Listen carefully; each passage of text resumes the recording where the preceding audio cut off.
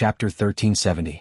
During his trip to the Eastern Domain, although the sword sect of the world was not destroyed, Wuxia had almost achieved what he wanted to achieve. Almost breaking through the sword sect of the world allowed High Heaven sect and Imperial Sky Pavilion to vent their anger and become even more loyal. At the same time, other cultivators who were reluctant to join the Eastern Domain alliance before, after seeing the true strength of the Kunlun Devil cult, also submitted. At the very least, they no longer dared to make any overt actions. Of course, the most important thing was that Wuxia obtained Dugu Weiwei's blood essence. The amount of Dugu Weiwei's blood essence that the World Sword Sect had collected was actually the most.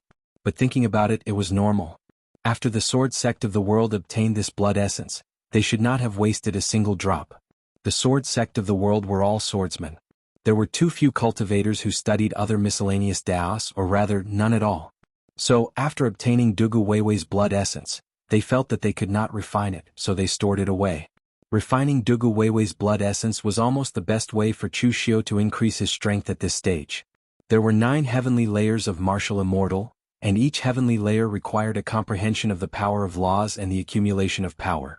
Wuxia was very confident in his comprehension, and he was also very confident in his combat effectiveness. When fighting against martial immortals whose realms were far beyond his own, Wuxia was naturally able to comprehend the power of various laws. But there was no way to accumulate power. It could either rely on external objects or time. Wuxia was now at the 4th heavenly layer. In fact, his 1st and 2nd heavenly layers relied on the power of the Daluo Divine Palace, the 3rd heavenly layer relied on the power brought about by the collision of yin and yang sources, and the 4th heavenly layer relied on the accumulation of power. He comprehended laws and continuous battles and did not need too much power to support him. Without these external objects, although Wuxia had the confidence to step into the next heavenly layer, he might need several years or even more than 10 years to accumulate strength. After successfully refining more than 20 drops of Dugu Weiwei's blood essence, although it did not allow Wuxia to directly cross over to the 1st layer, it had pushed his strength to the peak of the 4th layer. He only needed an opportunity, and with Wuxia's understanding of the power of rules, stepping into the 5th layer would not be a problem. This process was very fast. Wuxia only used a few days to complete it. However, when he came out, he saw Wei Shuya and the others waiting for him outside. Wuxia touched his nose and asked curiously, "Did something happen in the outside world?"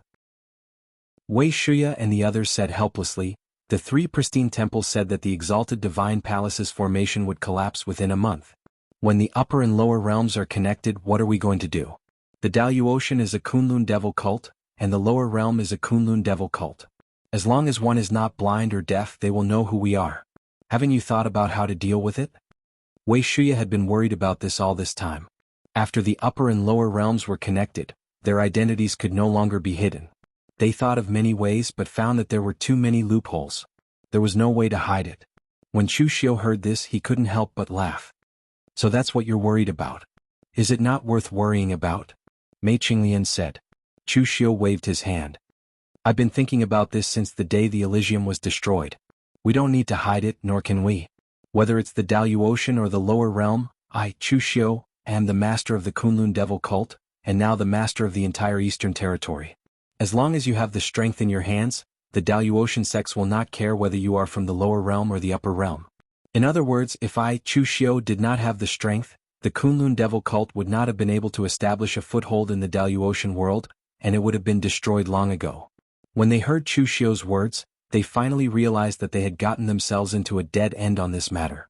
The so-called Dalu Ocean and the lower realm did not need to be clearly distinguished. As long as they had the strength, what was the difference between the Dalu Ocean world and the lower realm? Wuxia quickly said, "But even so, my Kunlun Devil cult has foundations in both the Dalu Ocean world and the lower realm. When the time comes, there will inevitably be some friction, so we must be prepared for this. By the way, have the sky keys of High Heaven Sect and Imperial Sky Pavilion been delivered? We should also follow the Dalu Ocean world to the lower realm." Wuxia controlled the overlapping space between the 2 worlds, so he did not need a key. But this time, all the Dalu Ocean cultivators needed to go through the Dalu Ocean Divine Palace's spirit array to the lower realm. Wuxia did not want to expose the entrance to the overlapping space. Although as long as his identity was exposed, some people would definitely guess it, Wuxia still chose to go to the lower realm with the Dalu Ocean sects. The sky key was the key to crossing between the upper and lower realms. This thing was actually not mysterious. It was a kind of rare treasure formed by the distortion of the space principles, and after being reinforced by a spirit array, it would become a sky key. Before the people from the lower realm came to the Daluotian world, they were in too much of a hurry due to the great ancient tribulation, so they collected very few materials and refined even fewer sky keys, which led to most of them being left behind in the lower realm.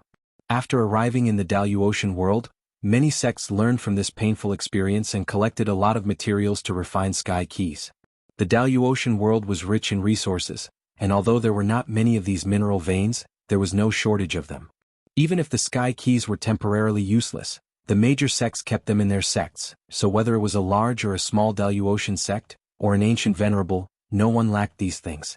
Chu Xiu naturally did not have these things, so he asked High Heaven sect and Imperial Sky Pavilion for some.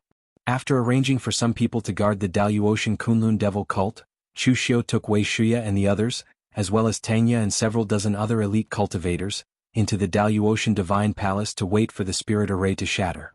At this time, there were already many sects waiting in front of the Daluotian Divine Palace. The most eye-catching were the people from the Tao sect of the Northern Territory and the Buddhist sect of the Western Territory. The Tao master's entire figure was shrouded in a profound Tao accumulation, making it impossible to see his appearance. The appearance of the world master was somewhat beyond Chu Xiu's expectations, almost like a wandering ascetic monk. If it were not for his imposing manner and the presence of Zen master Ji Shan Fa Jing, and the others accompanying him, Chu Xiu would not have believed that the person in front of him was the Heavenly Treasure Temple's world master of this generation. As soon as Chu Xiu appeared, the Brahmin sect's hierarch turned to look at him. The pressure of a ninth heaven master had reached the point where it could distort the weather. Good and evil were two sides, but both eyes were staring at Chu Xiu with malice.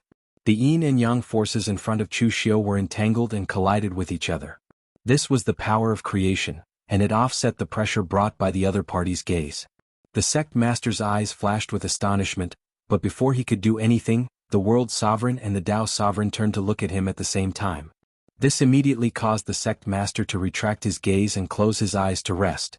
After a while, many people from Gu Zun's lineage also arrived, led by Meng Xinghe. However, Meng Xinghe acted as if he did not see Chu Xiu and directly ignored him. The Tao master had said that the Daluotian devil cult must ensure stability before entering the lower worlds. Even if the old barbarian king was not here and Chu Xiu was right in front of him, Meng Xinghe would not act. Because he knew that once he acted, the Tao master would definitely stop him. He never did such a useless thing. Chu Xiu touched his chin. He suddenly realized that he seemed to have offended too many people. He had formed a death feud with two ninth heaven masters at the same time. It was estimated that there was no other person like him in the entire Daluotian devil cult. As the time approached, more and more sects arrived as well as some rogue cultivators. Basically, all the forces that were qualified to refine the heavenly key were here. But at this moment, the laws inside the exalted divine palace distorted, and an old Taoist dressed in a slightly sloppy outfit walked out. Seeing the old Taoist appear, the Tao accumulation around the Tao master dissipated, revealing his true appearance. It was an old Taoist wearing a silver Taoist robe with cloud patterns. Although he was old, his appearance was square and elegant.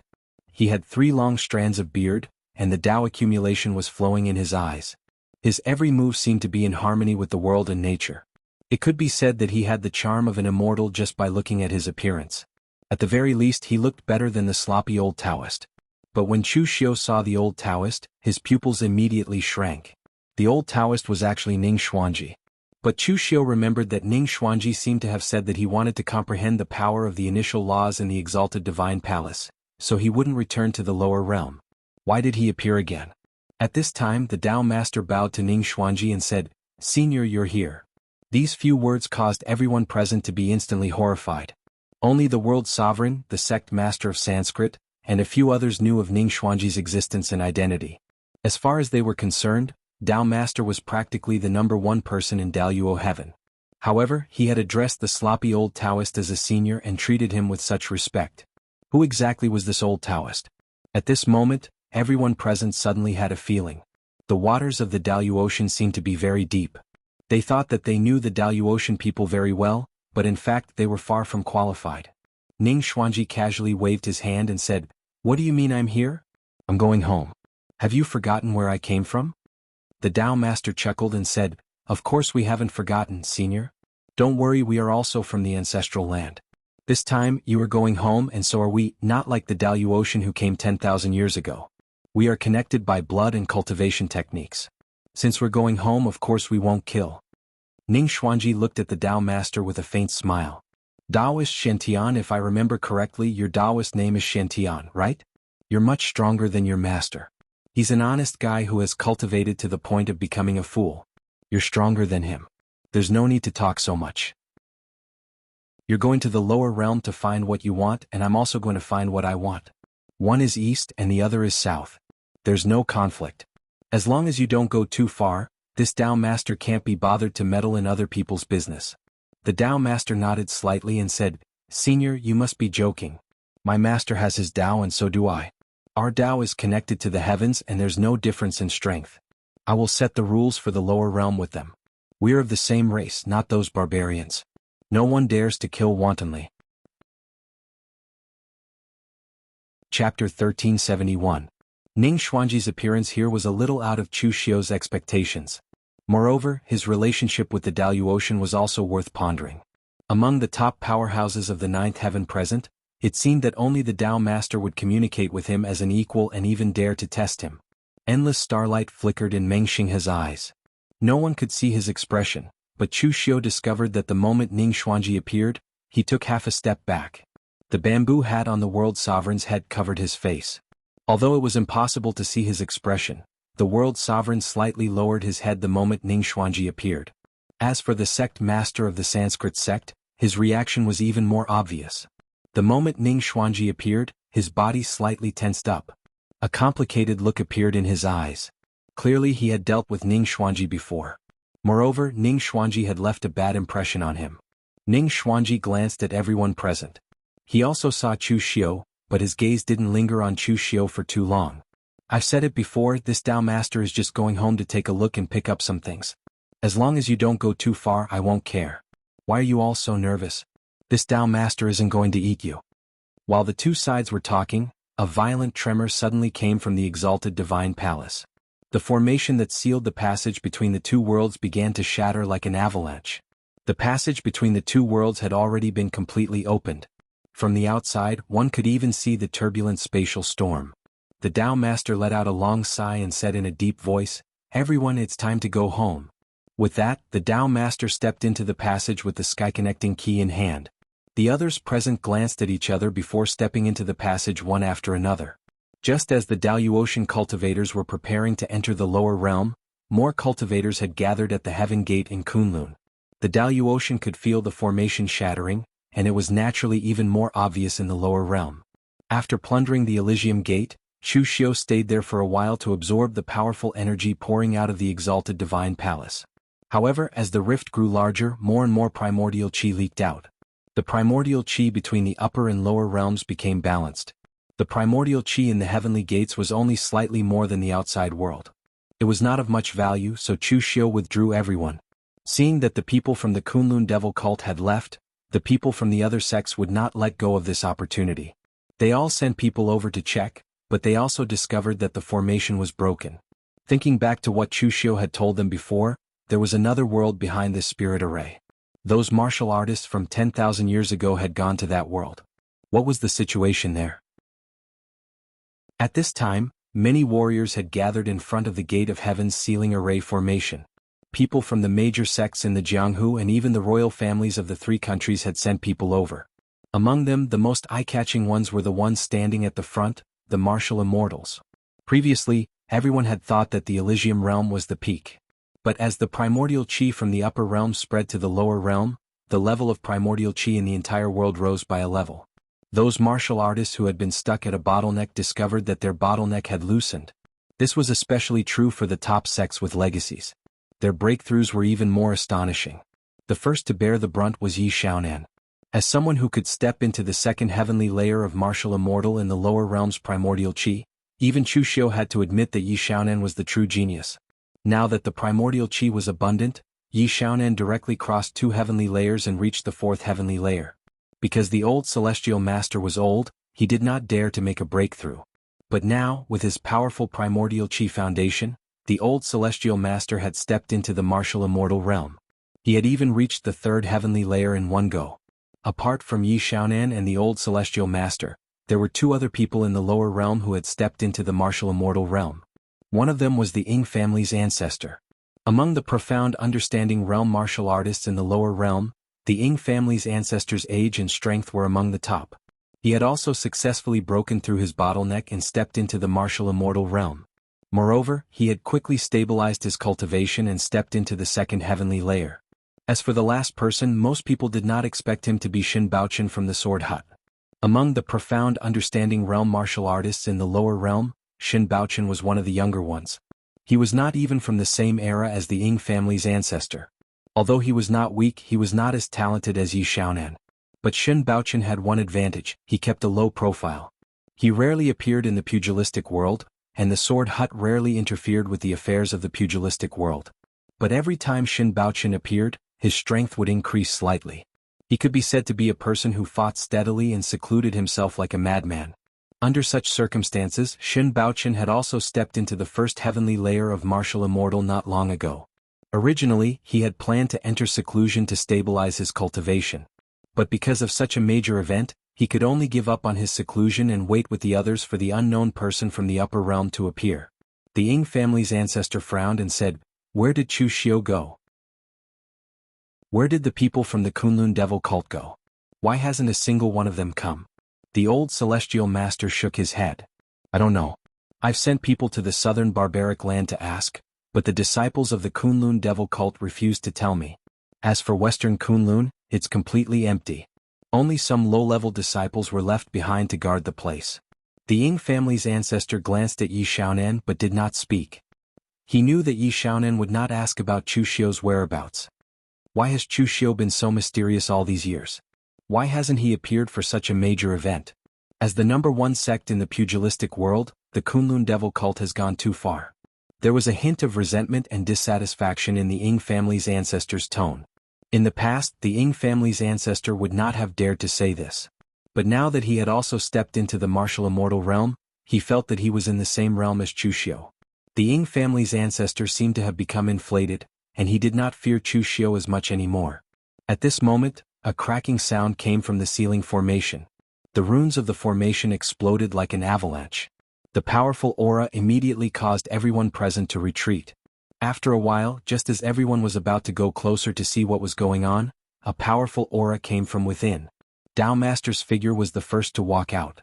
When he saw Yi Xiaonan and the other cultivators from the lower realm, a look of astonishment appeared in his eyes. He had guessed that the lower realm cultivators would definitely sense the movement of the formation and come to investigate. But he did not expect that the strength of the cultivators from the lower realm would be so weak. Was this their original strength, or were they not all present? How did a world of this level produce peak powerhouses like Dugu Weiwei and Ningxuanji? As Dao Master walked out, the Daluotian cultivators walked out of the formation one after another. Feeling the powerful auras, the eyes of all the cultivators present, including Yi Xiaonan, were filled with shock. Before, they had also imagined how strong the Daluotian cultivators were. Just like how Dao Master did not expect the lower realm to be so weak, they did not expect the Daluotian cultivators to be this strong. There were dozens of people who had reached the martial immortal realm like them. The auras of Dao Master, World Master, and the others were especially powerful. They were like a towering mountain so high that they could not see the end of it. At this moment, the Ying family's ancestor suddenly noticed something. He pointed at the Daluotian cultivators with a horrified expression. Even his voice had changed. "Chu Xiu. Cult Master Chu? Why are you over there?" Hearing the Ying family's ancestor's words, the crowd finally reacted. Who else could it be but Chu Xiu following behind the Daluotian cultivators? They could not have mistaken him for someone else, because Wei Shuya, Shang Tianliang, Qinqing Di, and the other Kunlun Devil cult cultivators were also following behind Chu Xiu. At this time, the Daluotian cultivators also felt that something was wrong. Why would someone from the lower realm know Chu Xiu? The master of Sanskrit suddenly turned to Chu Xiu and asked in a low voice, "Who are you?" At this time, Chu Xiu could not hide it, nor did he intend to. He smiled and said, "Of course I am me. Who else could I be? I am Chu Xiu, the master of the Kunlun Devil cult, Chu Xiu. I am the Kunlun Devil cult of the lower realm, and also the Daluotian Kunlun Devil cult." At this moment, not only did the Ying family's ancestor and the others understand, But the Daluotian cultivators also understood. No wonder they had always felt that Chu Xiu's existence was very uncomfortable. He was not a Daluotian at all. But after understanding this, the emotions of both sides were different. The Ying family's ancestor and the others in the lower realm felt that they had been fooled. The excuses used to attack the Heavenly Gate were all prepared by Chu Xiu from the beginning. Moreover, they had been wondering why Chu Xiu's strength had improved so quickly. They could understand why Chu Xiu was strong. After all, the master of the devil cult was a genius.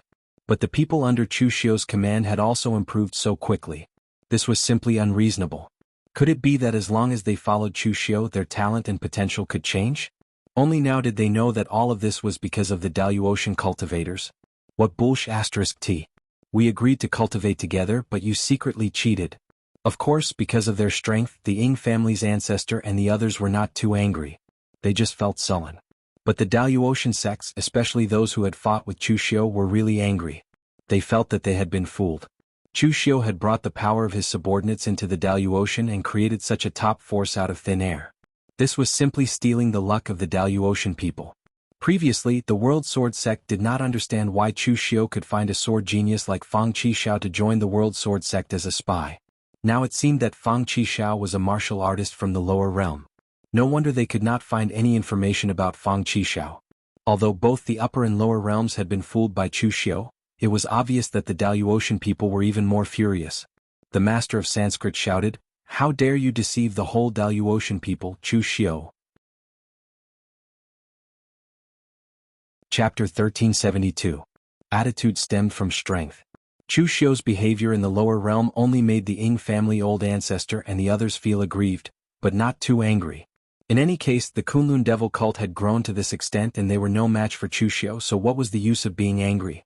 However, the Daluotian cultivators all looked at Chu Xiu with hostility, and even the people from High Heaven Sect and Imperial Sky Pavilion who had joined Chu Xiu felt a little awkward. Chu Xiu said lightly, "You think I'm deceiving the Daluotian?" The Dao Venerable said before that the Daluotian and the lower realm are of the same origin. Since we are all on the same side, how could I deceive them?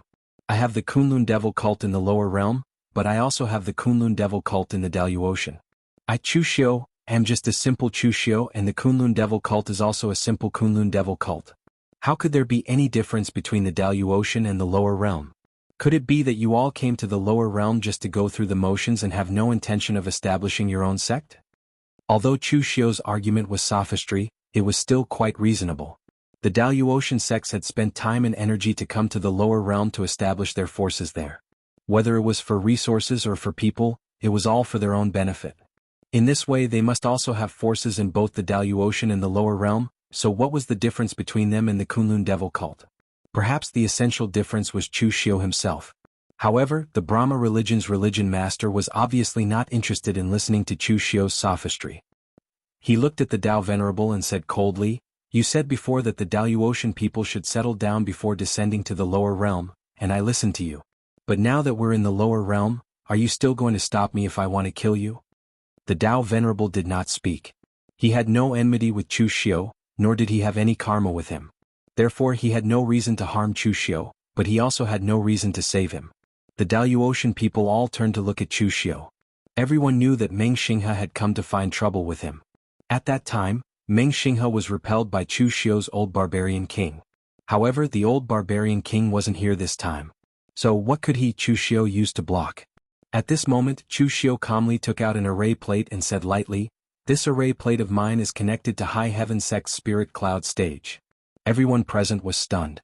So what if Chu Xiu's array discs are connected to the divine cloud realm? Even if you're connected to the exalted divine palace, the Brahmin sect master will still kill you if he has to. However, the Dao master, the world exalt, and the master of Fan sect's expressions changed slightly. Chu Xiu sneered, "You've guessed it? You've all seen my Kunlun devil cult's rootless sacred flame. After taking over High Heaven sect, the first thing I did was connect the rootless sacred flame spirit array to the spirit cloud realm. That's a genuine divine object of heaven and earth. It can definitely break the spirit array in the spirit cloud realm and release that existence. I destroyed the Vishnu temple and killed your Brahmin sect's people, but so what? If you want to kill me, then we'll all perish together. You've sealed that existence for 500 years. Guess who among you will be able to escape if he comes out? Chu Xiu had a malicious smile on his face, looking like he was saying, "Come on, let's fight." That despicable look made the Brahmin sect leader gnash his teeth in anger. Most of the people present were dumbfounded because they didn't know what that existence was. But the Brahmin sect master and the others knew. In fact, it was their ancestors who had sealed Dugu Weiwei, so they naturally knew how strong Dugu Weiwei was and what the consequences would be if he was released. Qin Baiyuan looked at Chu Xiu with a complicated expression. It turned out that this was the reason why Chu Xiu had been so active in setting up a spirit array in High Heaven sect. Although Chu Xiu's actions were using High Heaven sect, Qin Baiyuan didn't resent Chu Xiu. High Heaven sect had fallen to the extent that it needed the protection of the Kunlun devil cult, so what right did it have to resent others? Qin Baiyuan just felt a little sad. High Heaven sect clearly had such a powerful weapon in their hands, but they had never thought of using it for so many years. Why was that? Because of arrogance and conceit. In High Heaven sect's view, they were already strong enough, so there was no need to threaten others in such an undignified way. As a result, when High Heaven sect encountered a real crisis, they didn't use their trump card and instead used it by Chu Xiu to threaten a 9th heavenly layer master. Moreover, this move was really effective. The evil side of the sect leader's face was still flickering with ferocious killing intent, but the good side of the sect leader's face was twitching and muttering something, as if he was trying to persuade himself. Finally, the Tao Master quickly said, "Forget it, we're all humans. The Daoyuotian and the lower realms should be treated equally. Don't forget, we didn't come to the lower realms to resolve these grievances. Let's hurry up and find that thing." Hearing the Tao Master's words, the Brahmin sect's religion master turned his head and resisted the urge to continue attacking. But at this moment, in the lower realms, Lu Changlu looked at the Daoyuotian crowd and called out hesitantly, "Ancestral Master?" Ning Xuanji was standing in the crowd, but let alone the cultivators from the lower realms, even Lu Changlu didn't recognize him for a while. After all, they were not people from 500 years ago. Although the portrait of Ning Xuanji had been passed down in the true martial arts sect, the Ning Xuanji in the portrait had a sage-like demeanor. He looked like a master who had achieved the Tao, not as sloppy as he was now. The other people in the lower realms all turned their eyes to Ning Xuanji, and the shock on their faces grew even stronger. It was even more intense than when they found out that Chu Xiu had already gone to the Daoyuotian. Who else could Lu Changlu call ancestral master? Only the legendary existence, the immortal Ning Xuanji. But why did the Ning Xuanji in front of them seem different from the Ning Xuanji they had imagined? Ning Xuanji raised his eyebrows, walked out and asked, "Are you a disciple of the true martial sect?" Lu Changlu nodded and bowed to Ning Xuanji. After bowing respectfully, he said, "This unfilial disciple Lu Changlu greets ancestral master. I'm now the 72nd sect master of the true martial sect." Ning Xuanji glanced at Lu Changlu and said calmly, "You're really unfilial. You're actually so weak. You're not even a martial immortal." Lu Changlu's face immediately turned red. If someone else said that, he would definitely spit on that person's face. Although he wasn't strong, even if he couldn't be ranked in the top 10 of the pugilistic world, he could still be in the top 20. Moreover, the true martial sect was the state religion of Eastern Qi, and he was also the state preceptor of Eastern Qi. However, the person who said that was his ancestral master, so he could only accept it. "Who's your master?" Ning Xuanji suddenly asked. Lu Changlu said, "My master is Sage Puxuan Zhang Taixian." Ning Xuanji shook his head, "I've never heard of him. Where's your master's master?" "Sage Qingyun Tao Gongdu." Ning Xuanji still shook his head, "I still haven't heard of him. He might not even be a direct disciple 500 years ago. Forget it, it seems like my disciples and grand-disciples aren't very good. They didn't even leave behind their inheritance." Lu Changlu immediately said, "Ancestral master, now that you're back, I'll immediately give up the position of the sect leader. After you take over the true martial sect, the true martial sect will definitely be stronger than 500 years ago." Ning Xuanji said calmly, "You can continue to be the sect leader. I won't get involved. My fate with the true martial sect will only last for one lifetime. The true martial sect is the true martial sect, but things have changed. It's no longer my true martial sect. Therefore, you can decide how the true martial sect will develop from now on. I won't interfere. However, this group of people will probably not destroy the real martial arts sect for my sake. Of course, you can also be arrogant and say some harsh words or something. However, if you're beaten, as long as you're not killed, I definitely won't bother. So, you guys can think about it yourself." Even in front of his own sect, Ning Xuanji had a nonchalant attitude. Moreover, he addressed himself as Old Dao. No matter how one looked at him, he didn't look like the legendary martial Dao immortal. Could Lu Changlu have mistaken him for someone else? In fact, Lu Changlu was also dumbfounded at this moment. He hoped that he was mistaken. Although he had heard the other elders of the true martial sect discussing Ning Xuanji's character, he only knew it when he saw Ning Xuanji today. Rumors really couldn't be trusted. Ning Xuanji's character was even worse than the rumors. Ning Xuanji retreated as if nothing had happened. At this moment, the Dao Master shook his head gently and stood up to the martial artists in the lower realm. He said softly, "Everyone, don't be nervous. You and I were a family 10,000 years ago. This used to be our ancestral land." The Daluotian martial artists came to the lower realm with the intention of communicating the two realms and spreading martial arts. At the same time, they also wanted to find what we had lost. We didn't come to kill, but to bring a flourishing age of martial arts, far surpassing the flourishing age of martial arts 10,000 years ago. Hearing the Dao Master's words, the expressions of the martial artists in the lower realm eased a little. They weren't as nervous as before. They could see that the Dao Master was definitely the strongest among the top Daluotian martial artists. What he said was absolutely true. However, Chu Xiu sneered in his heart. He dared to say that even the Dao Master himself didn't believe what he said. The lower realm wasn't the Daluotian of the past. The martial artists in the lower realm weren't the barbarians in the upper realm. Moreover, with Ning Xuanji around, the Daluotian martial artists wouldn't dare to kill wantonly. Moreover, it wasn't necessary. However, if the Daluotian martial artists wanted to establish a force in the lower realm, there would definitely be conflicts. It was absolutely impossible to expect everyone to be good to each other. Just when the Dao Master wanted to say something more, the space between the two groups of people suddenly distorted. It was as if the rules of space had been disturbed. In the end, the space was torn apart, and Zhong Xinxiu's figure strode out. Looking at the surrounding environment and people, Zhong Xinxiu muttered as if there was no one around, "The direction is correct this time, but it seems to be a little late." After speaking, Zhong Xinxiu looked at the Dao Master and the others. He shook his head gently and said, "Although the cause and effect has been messed up, I know that this isn't a place you should come to." Chapter 1373. Chu Xiu didn't find it strange that Zhong Xinxiu would appear here. In any case, Zhong Xinxiu was used to appearing and disappearing unpredictably. Chu Xiu wouldn't find it strange if he suddenly appeared in the Daluotian. However, Ning Xuanji was sizing up Zhong Xinxiu at this moment with a trace of doubt in his eyes. He seemed to be thinking about something. Zhong Xinxiu's sudden appearance made many of the Daluotian cultivators frown. Because both sides came from the same source, and because of their relationship with Ning Xuanji, they could maintain a polite attitude towards the cultivators of the lower realms, even though it was only on the surface. Moreover, in the lower realms, whether it was to establish a sect or recruit disciples, they would need the cooperation of these lower realm sections. Therefore, even someone with a bad temper like the Brahma sect's sect master didn't shout about killing them. However, as soon as Zhong Xinxiu appeared, he said that they shouldn't have come here. This made the Daluotian cultivators a little dissatisfied.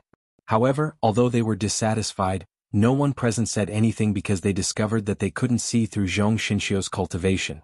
They were peak 9th heavenly layer martial immortals, yet they couldn't see through the cultivation of the person in front of them.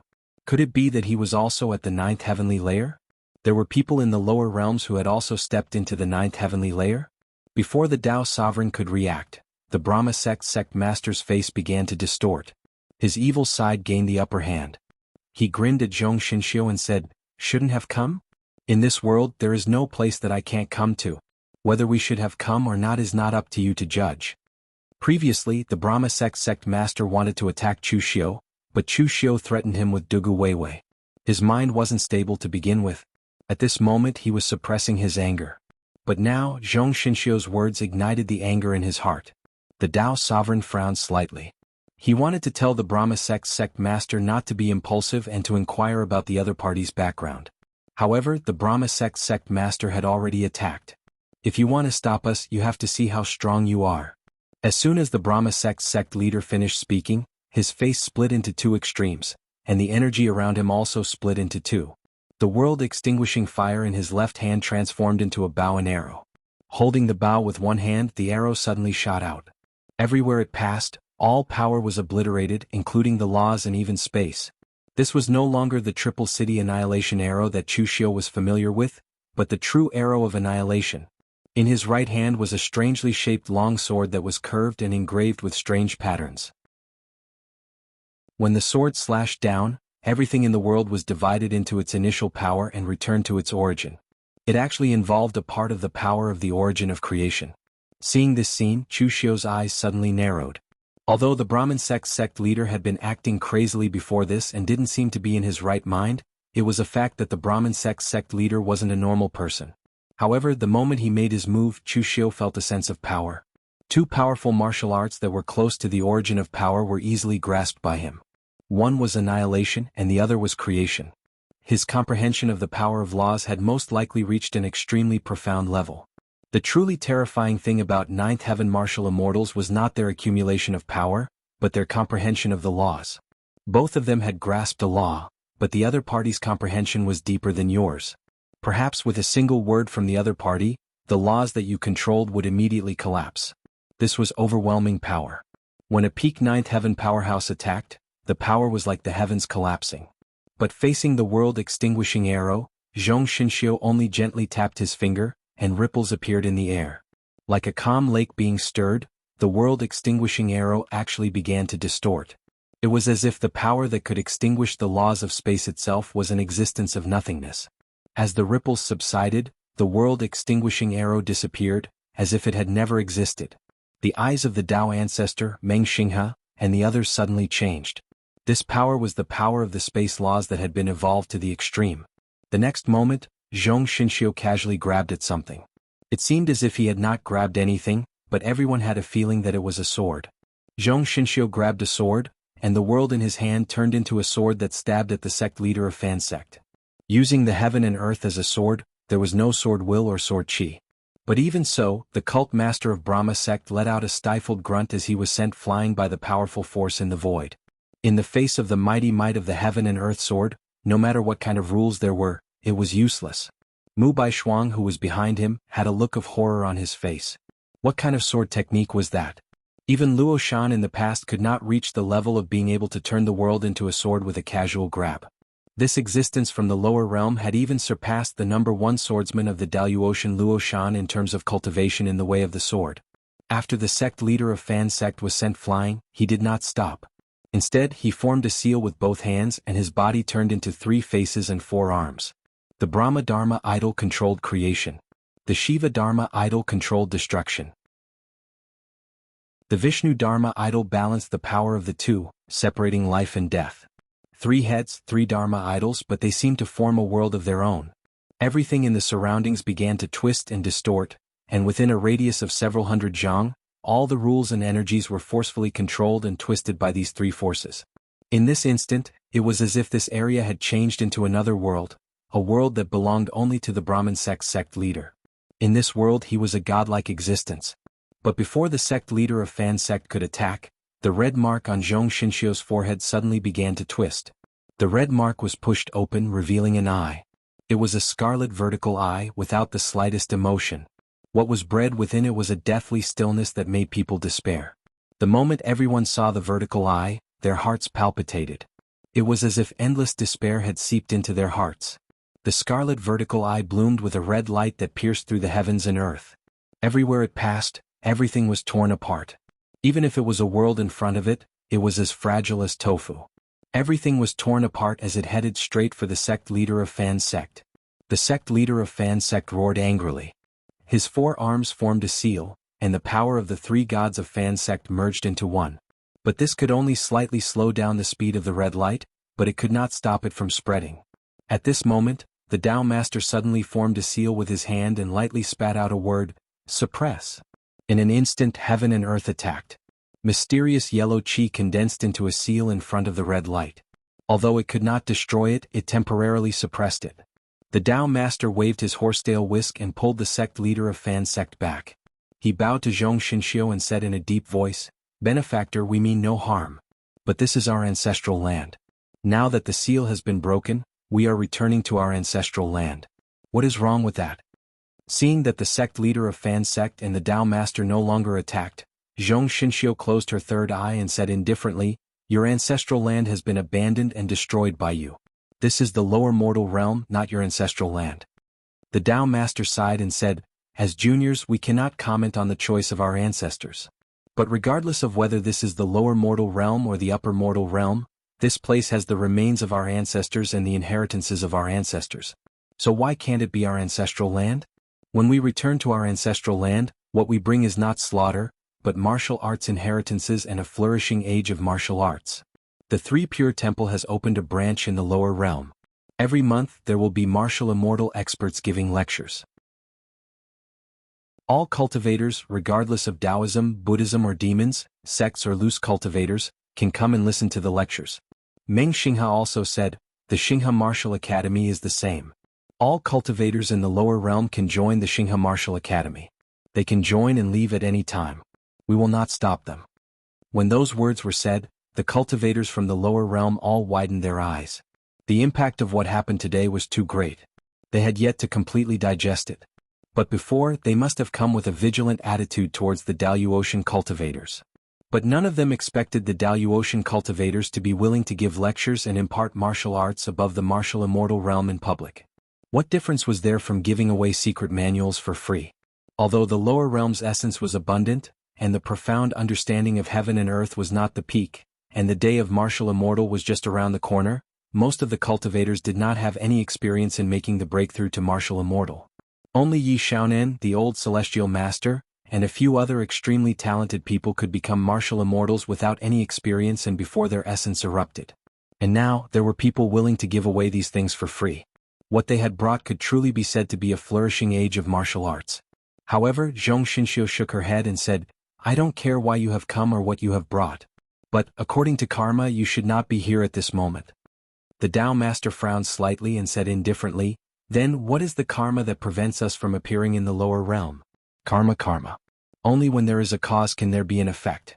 What is a cause? And what is an effect? Now that we have appeared here, is this karma still useful? This series of questions stunned Zhong Xinxiu. After a long while, she shook her head and said, I don't know. This time it was the Tao Master and the others who were stunned. The Brahmin sect's hierarch had a mental problem. Now they felt that Zhong Xinxiu also had a mental problem.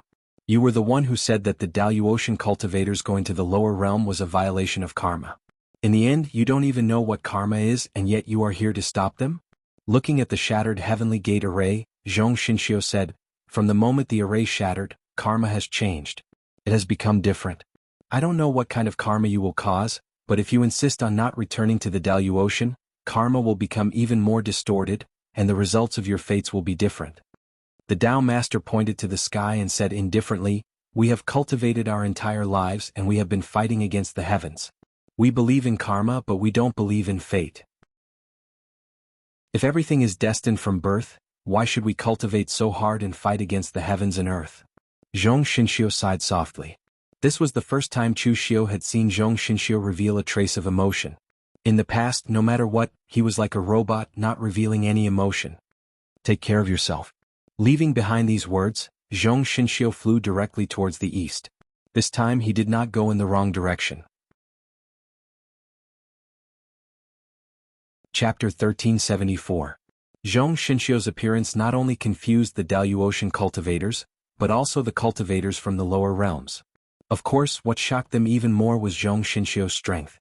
They had never thought that the elusive Mahasvara celestial lord would be so terrifyingly powerful that even the exalted major powerhouses were no match for him. The warriors of the celestial absolute heaven might have looked down on the lower realms before this, but now the celestial overarching celestial realm was in a state of disdain. After all, the number of cultivators from the lower realms who could become martial immortals could be counted on one's fingers. In terms of inheritance, they were the ones who had inherited all the inheritances of the ancient cultivators from 10,000 years ago. As for the cultivators from the lower realms, they had only inherited some bits and pieces. They didn't even have any divine abilities. But with Zhong Xinxiu's appearance, they discovered that the legendary ancestral land seemed to be very complicated. After returning to the ancestral land from the lower realms, Tao Master and the others discovered that the things they had envisioned before were useless. There were too many surprises. Tao Master said in a deep voice, everyone, it's time for us to go. Leave all the matters in the lower realms to the others in your respective sections. As he spoke, a few people walked out from their respective sections. They were all 9th or 8th heaven martial immortals, or newly advanced martial immortals like Su Guishan of the Three Pristine Temple with unlimited potential. There were about a dozen of them and they headed straight for the south. Mu Baishuang of the World Sword Sect obviously knew something. But he hesitated for a moment. Seeing Dao Master and the others leave, he didn't move. Chu Xiu raised his brows. It seemed like the supreme experts of Exalted Heaven had some sort of agreement with each other. They didn't return to the lower worlds just to fight for karmic luck, and it was as simple as establishing their own sects in the lower worlds. At that moment, Lu Changlu came over and wanted to talk to Ning Xuanji. After all, he was their ancestor. However, Ning Xuanji directly ignored him. He walked toward Chu Xiu and asked directly, "Kid, you were the one who destroyed the Heavenly Gate. Is the Yang Extreme Source in the Heavenly Gate with you? Don't be nervous. I have no use for that thing. I won't snatch it from you. Of course, in other words, if I really want to rob you, what else can you do other than obediently accept it?" Chu Xiu smiled awkwardly and said, "If Senior Ning really wants it, I will definitely offer you the source of Yang." Ning Xuanji said with a faint smile, "Kid, you're too cunning. If I really snatch it, will you release Dugu Weiwei? Forget it, I don't want to talk nonsense with you anymore. Kid, let's make a deal. Come with me to the East Sea, I want to borrow your Yang ability. Your current strength should be at the peak of the 4th celestial layer. After this is done, I have a way to raise you to the 5th celestial layer. How about it?" Chu Xiu didn't even think before he said, "I'll follow Senior's instructions." Not to mention that Ning Xuanji would not give him any benefits. Chu Xiu had no reason to refuse Ning Xuanji's strength. After all, it was a good opportunity to get close to a legendary powerhouse of this level. Although some of them were his disciples and grand disciples, they did not have this opportunity. For example, Lu Changlu. Looking at Ning Xuanji and Chu Xiu chatting happily and joking, Lu Changlu looked aggrieved. Which clan's patriarch was this? Most importantly, patriarch, do you know that the other party is the sect master of the devil sect 500 years later? The pugilistic world has been around for a full 500 years. Immortal Ning Xuanji crushed Dugu Weiwei's ambition to dominate the pugilistic world, but now you're chatting so happily with the sect master of the devil sect 500 years later. Your image has been shattered. Ning Xuanji didn't care about this. He directly pulled Chu Xiu and was about to leave. Chu Xiu hurriedly told Old Man Wei and the others to temporarily leave most of their forces in the lower realm and not to clash with those big sections. Ensuring their own territory and strength was the most important thing. After saying that, he was directly pulled away by Ning Xuanji. The Daluotian experts and Chu Xiu both left, leaving the rest of the people staring at each other. Only then did they begin to retreat one after another, preparing to deal with the next situation. Chu Xiu's subordinates had to ensure that the interests of the Kunlun devil cult would not be damaged before Chu Xiu returned. The cultivators in the lower realm also had to ensure that while their interests were not damaged, they also had to obtain benefits, such as the cultivation experience of the martial immortal realm. As for what the celestial absolute heavens cultivators needed, only they themselves knew. Ning Xuanji pulled Chu Xiu toward the East Sea. On the way, Chu Xiu asked, "By the way, Senior, what are the Daluotian people doing? Why are you pulling me to the East Sea?" Ning Xuanji narrowed his eyes and said, "Those guys went to the South Sea. They went to look for clues about the longevity heaven." Chu Xiu said in surprise, "It's been 10,000 years. They still haven't given up on the longevity heaven? Does the longevity heaven really exist?"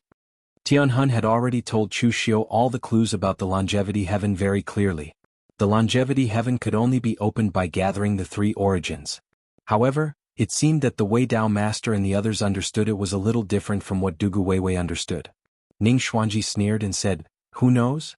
It's all recorded in the ancient books. Anyway, I don't believe in those illusory things. I only believe in what's in front of me. I can comprehend the pinnacle of the laws, create the laws, and even create a world. Maybe in the future I will become a god who can control a world." When Ning Xuanji said this, he should have sounded extremely heroic. However, when he said it, he sounded proud and smug, which ruined the atmosphere a little. Chu Xiu changed the topic and asked, "Senior, what are we looking for in the East Sea this time?" "We're looking for the fragments of the mortal world when it was first formed." Ning Xuanji didn't hide anything and explained it to Chu Xiu in detail. The current mortal world was formed after the upper mortal world was destroyed and merged with the lower mortal world. There must be a starting point for this fusion. When the two sides fuse and converge, some fragments of the world left behind by the collision will inevitably be born. That's what I'm looking for. Since I want to create a world, I must understand how that world was formed. According to my calculations, The laws of that place must be extremely chaotic, even more chaotic than the Daluo Divine Palace. That's why I called you here. When the time comes, I'll borrow the power of the Yang Extreme Source in your body to break through the chaotic laws and enter. Chu Xiu hesitated for a moment before saying, it might not work if I just borrow the power of the Yang Extreme Source. I also have the Devil Dao Source in my body. The two have already merged and begun to circulate, so I can only use them at the same time. Chu Xiu couldn't hide the fact that he destroyed the Divine Gate, so the Daluotian people would sooner or later know that he had the Yang Extreme Source in his body. Thus this matter did not matter to him. In any case, he was currently using Dugu Weiwa to threaten everyone. For the sake of an essence that could not be used or refined, it was not worth it for those apex experts of the celestial absolute heaven to take such a risk. And now, Chu Xiu could confirm that Ning Xuanji had no need for the source, so he told him about the yin and yang source.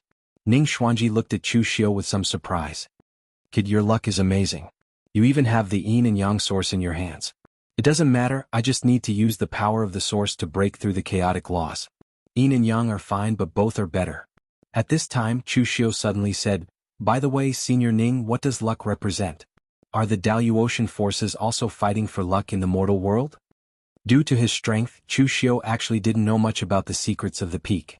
Most of the time he was in a state of confusion. It just so happened that he was with Ning Xuanji now, and Ning Xuanji seemed to be in a good mood. If he could find out more information, he would ask as much as he could. Ning Xuanji said indifferently, luck isn't that important either. That's right, that Xiang Lv Fengxian beside you is a person blessed by luck. His innate luck is even longer than yours. He can be said to be the person with the strongest innate luck I've ever seen. Such a person's future will be much smoother. But this is just an individual's luck. If you want to occupy the entire world's luck, you have to stand at the true peak. In other words, when you really stand at the peak, luck is just icing on the cake, not providing timely help. As for what the Daluotian guys are planning, I'm not too sure. They have their own plans. Then, Senior, are you going to fight for the luck of the mortal world? Ning Xuanji sneered, those are all leftovers from me. 500 years ago, I shared the luck of the mortal world with Dugu Weiwei, but so what? I still haven't taken that last step. Luck only lasts for one lifetime. I've taken the luck of 500 years ago. Even if I want to fight for the luck of this era, I won't have a share. Chu Xiu fell silent. To put it nicely, Ning Xuanji had seen through the essence of luck. To put it bluntly, he was just showing off. So what if you share the luck of the mortal world? You've already become one of the two strongest cultivators in the mortal world. Even if you go to the Daluotian, you won't have a match in a one-on-one fight. What else do you want? Of course, Chu Xiu didn't dare to say it out loud. He just muttered in his heart.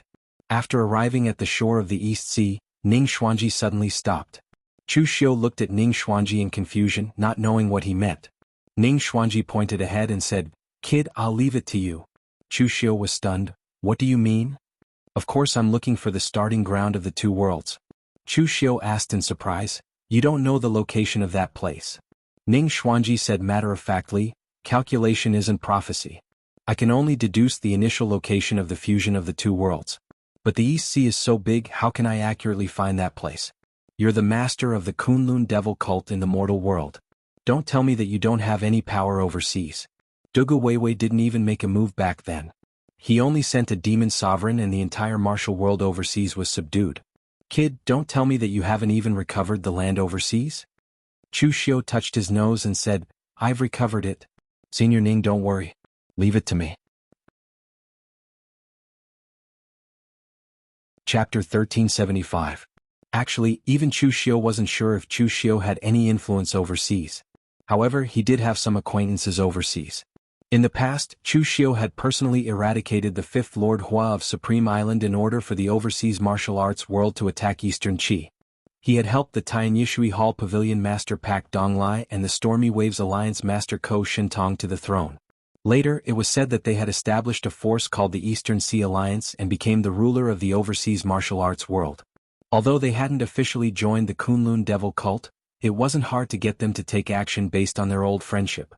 At this time, on Supreme Island in the Eastern Sea, Pak Donglai, Ko Shintong, and the others were leading the Eastern Sea Alliance's martial artists to confront a group of martial artists opposite them. Pak Donglai said coldly, Huangqi, I advised you to join the Eastern Sea Alliance but you didn't. Now you're leading people to break the Eastern Sea Alliance's rules. Do you really want to destroy the peace in the Eastern Sea? Huangqi was a handsome young man in his 30s. He said indifferently, join the Eastern Sea Alliance? If you give me the position of the Alliance Master, I'll join. But will you, Alliance Master, buy? Supreme Island was originally my Hua family's territory. I let the Eastern Sea Alliance occupy it for so long. Is it too much for me to take it back now? Pak Donglai shouted angrily, Bullsh *T. What kind of member of the Hua family are you? You're just an illegitimate child who doesn't even acknowledge the Hua family, and now you're talking about the Hua family? When Supreme Island was destroyed, the fifth Lord Hua's bloodline was completely eradicated. Huangqi was actually just an illegitimate child of the Hua family. Initially he had not been punished. Later, because of a series of fortuitous encounters, his strength had improved by leaps and bounds. Moreover, because he had some tricks up his sleeve, he had managed to recruit a group of old subordinates of the fifth Lord Hua to rise in the East Sea. In the past 2 years, they had even developed to the point where they could rival the East Sea Alliance. Huangqi snorted coldly. So what if he's an illegitimate child? My surname is Hua too. Back then you colluded with outsiders to destroy my Hua family. I have yet to settle this score with you. If your East Sea Alliance gives up Sovereign Island, I'll let bygones be bygones. What if we don't? Pak Donglai said coldly. Huangqi sneered, you won't? The few islands at the core of your Eastern Sea Alliance will change owners in the next moment. Back then you took in so many people from my Hua family. Do you know how many of them were my people? Pak Donglai's expression changed. Back then, when the East Sea Alliance eradicated the Hua family, they did not really wipe them out. They took in some people who were not from the Hua family's direct line of descent. To them, since the fifth Lord Hua was already dead, those people were naturally not a big deal. But who would have thought that those people would become the loopholes today? At this moment, a voice suddenly sounded. Everyone, are you having a meeting? Chu Xiu and Ning Xuanji descended from mid-air and landed between the two groups of people just like that. Seeing Chu Xiu, Pak Donglai was overjoyed. He quickly shouted, Cult Master Chu. Huangqi's expression changed immediately. He vaguely guessed who the other party was, but he did not give up and asked, May I know who you are, sir? Chu Xiu calmly said, I'm the outsider that Pak Donglai and the others are colluding with. They were already old acquaintances. Pak Donglai quickly said, Cult Master Chu, you have to help us. Although the news overseas was not as well informed, they still knew about Chu Xiu destroying the Divine Gate. Now, Chu Xiu was vaguely the top person in the world. If Chu Xiu was willing to help, the trouble of the Eastern Sea Alliance could be solved immediately. Huangqi was no idiot. How could he not have heard of Chu Xiu? Although he had been a little disrespectful to Chu Xiu, he immediately bowed to Chu Xiu and said respectfully, I was rash just now. Please forgive me, Cult Master Chu. When Cult Master Chu killed Hua Xingzuan, it was because Hua Xingzuan deserved to die. Although my surname is also Hua, I have nothing to do with Hua Xingzuan. In fact, I even wanted to kill those Hua family members who bullied and humiliated me back then. My dispute with the Eastern Sea Alliance is just a dispute in the pugilistic world. I have no intention of involving Cult Master Chu. As far as I know, the Eastern Sea Alliance is not a force under Cult Master Chu's command. I have admired Cult Master Chu for a long time. Today, I have the opportunity to join Cult Master Chu and become a lackey under Cult Master Chu. I will guard the maritime border for the Kunlun Devil cult and will never betray it. I hope Cult Master will take me in. Bai Donglai was stunned when he heard this. He had never expected that Huangqi, who had been so aggressive just a moment ago, would change his attitude so quickly. It was like flipping a page of a book. Chu Xiu, on the other hand, looked at Huangqi with a faint smile. What a talent. He had heard what Huangqi said clearly just now. In such a short time, Huangqi had turned hostile and made the most suitable choice. Putting his attitude to the lowest level was not something an ordinary person could do. For example, Pak Donglai was like this. After a while, he reacted and quickly said, Cult Master Chu. I'm also willing to join the Kunlun Devil cult. Chu Xiu replied calmly, Since when did the Kunlun Devil cult become so popular that everyone wants to join? If they really wanted to join, why would they wait until now? Before Pak Donglai and Huangqi could say anything, Chu Xiu said, I'm not here to meddle in the affairs of the overseas martial arts world. I'm here to find a place. As he spoke, Chu Xiu threw out a piece of paper. On it were some pictures that Ning Xuanji had deduced, as well as some characteristics of the place where the upper and lower heavens merged. It's not difficult to join the Kunlun Devil cult. Aren't you guys fighting for the Supreme Island? I'm not siding with anyone. You guys can split the Supreme Island in half first. Once it's done, whoever helps me find the place first will get the other half. Just as Chu Xiu finished speaking, Chu Xiu cast the law embodiment of heaven and earth. He instantly transformed into a giant that was thousands of meters tall. Turning his palm into a saber, Chu Xiu's palm descended. Powerful energy was constantly poured into it, and instantly, a fissure over 10 miles long appeared on the ground. As if an earth dragon was turning over, the ground shook continuously. As the law embodiment of heaven and earth's energy was injected into it, the entire Supreme Island was split into two. There was a distance of dozens of meters between them. Everyone was dumbfounded. They looked at Chu Xiu as if they were looking at a god. Clearly, they couldn't understand the power of a martial immortal at their cultivation level. Furthermore, not even ordinary martial immortals were capable of splitting the Paragon Island in half. Only Chu Xiu, who had the law embodiment of heaven and earth, could do it. After being dumbfounded, the people from both sides didn't waste any time. They immediately led their subordinates to search for the place Chu Xiu was looking for. Ning Xuanji had been concealing his aura and watching Chu Xiu's performance. After everyone left, he pouted and said, "You're quite cunning." Ning Xuanji was a sect leader 500 years ago. After living for so long, what had he not seen? Chu Xiu's little trick couldn't fool him. With Chu Xiu's current strength and status, he could totally ask one party to help him search for the place. However, Chu Xiu didn't care about his friendship with Pak Donglai, nor did he care about Huaingqi's flattery. Instead, he displayed his powerful strength and split the Supreme Island. He wanted them to compete with each other without caring about anything else. If one party searched for the place, it might be more difficult. However, if two parties searched together, they would become competitors and risk their lives to search for the place. Chu Xiu smiled and said, "It's just a little trick.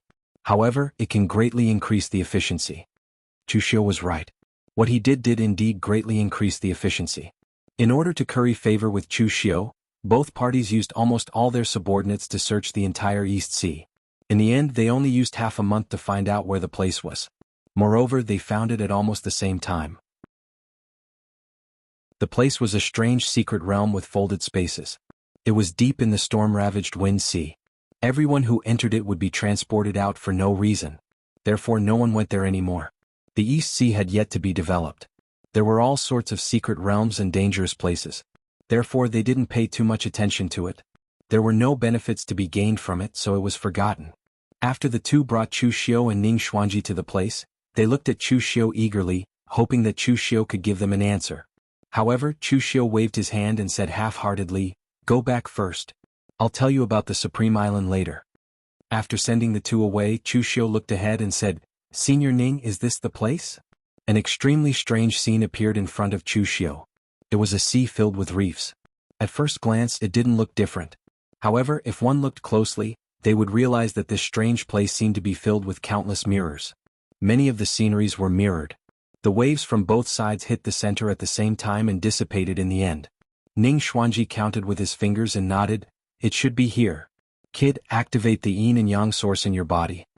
Chu Xiu hesitated for a moment before he said, "Senior, the yin and yang source isn't something a human can control. It might be a little dangerous for me to activate it now." Ning Xuanji said impatiently, "I know. With me here, how can I watch something happen to you?" Hearing Ning Xuanji's words, Chu Xiu clenched his teeth and activated the yin and yang source in his body with the power of creation. In an instant, the two powerful forces surged out of Chu Xiu's body and dyed his body yin and yang. At that moment, Ning Xuanji slapped Chu Xiu hard. The power of rules seeped into Chu Xiu's body. It seemed to have built a channel and the source energy poured out. The strange secret realm in front of him was torn apart by the source energy. What appeared in front of Chu Xiu was an even more mysterious scene. Space was stacked here. A complete world merged with a broken world. It was as if a ball was covering another ball, but the patterns on the two balls overlapped and merged into one. But at this moment, Chu Xiu's eyes suddenly widened, because he saw a figure that definitely shouldn't be here. White clothes and bare feet. There was a red mark on his forehead. It was the figure left behind by Zhong Xinxiu. Chapter 1376. The strange area that Ning Xuanji had opened was the starting point for the fusion of the upper mortal world and the lower mortal world. The laws of space and time had no effect here. Therefore, the images of those who had been here would be left behind and would never disappear. This situation had appeared in many places where the space laws were distorted. It was an abnormal phenomenon. But the key problem was that Zhong Xinxiu's figure was imprinted in the deepest part of the upper mortal world and the lower mortal world. It was 10,000 years ago. What did this mean? It meant that after the great ancient calamity, those powerhouses had left the upper mortal world. But Zhong Xinxiu was here like a bystander watching the fusion of the two worlds. He had lived for 10,000 years. Or even longer. Zhong Xinxiu was a mystery to begin with. His origin was a mystery, his identity was also a mystery, and his strength was even more unfathomable. Previously, Chu Xiu thought that he was just a martial immortal. But in the end he could fight against the sect master and Tao Lord of the Nine Heavens. Of course this wasn't important. What was important was that he was here 10,000 years ago. Ning Xuanji could live for 500 years because of his strength. But if Zhong Xinxiu really lived for 10,000 years, what was the difference between this and the legendary longevity? Ning Xuanji naturally saw this scene as well. He frowned. Obviously he couldn't figure it out. Chu Xiu asked, "Senior Ning, 500 years ago, have you heard of Zhong Xinxiu of the Sky of Freedom?" Ning Xuanji frowned and said, "I have vaguely heard of Sky of Freedom, but I have never seen Zhong Xinxiu, nor have I heard of this name. At that time, I thought that Sky of Freedom was just a secluded cultivation force overseas. I only knew that they were strong, but I didn't pay much attention to them. Including when Zhong Xinxiu made his move, I also thought that he was just a new powerhouse that appeared in the pugilistic world in the past 500 years. After all, the lower realm already had Dugu Weiwei and me. It's not a big deal for another to appear in 500 years. But now, I remember that I actually met Zhong Xinxiu before. 500 years ago? Of course not. If I had seen him 500 years ago, how could I forget him? More accurately, what I've seen should be a statue of him. When I was young, I found a statue in the ruins of a sect that had existed for thousands of years. That statue was of Zhong Xinxiu. Back then, I didn't pay much attention to it. I thought it was an ancestor of some sect. That's why I didn't remember that the statue was Zhong Xinxiu until now." Chu Xiu raised his eyebrows slightly. Did that mean that Zhong Xinxiu had already existed thousands of years ago? But thinking about it, it was normal. He knew Zhong Xinxiu's habits. This person often got lost and always talked about karma. He never owed anyone karma. Even if he asked for directions, he would give the other party benefits to offset the karma. Perhaps in Zhong Xinxiu's eyes, the benefits he had given him were only worth the price of asking for directions. But for those who had benefited from it, it was a great fortune, a great fortune. Therefore, it was normal for people to build a statue to commemorate Zhong Xinxiu. At this time, Ning Xuanji had a faint smile on his face as he muttered, "Interesting, interesting. It's been a long time since I've encountered such an interesting thing." 500 years ago, Ning Xuanji thought that he had explored the entire lower realm.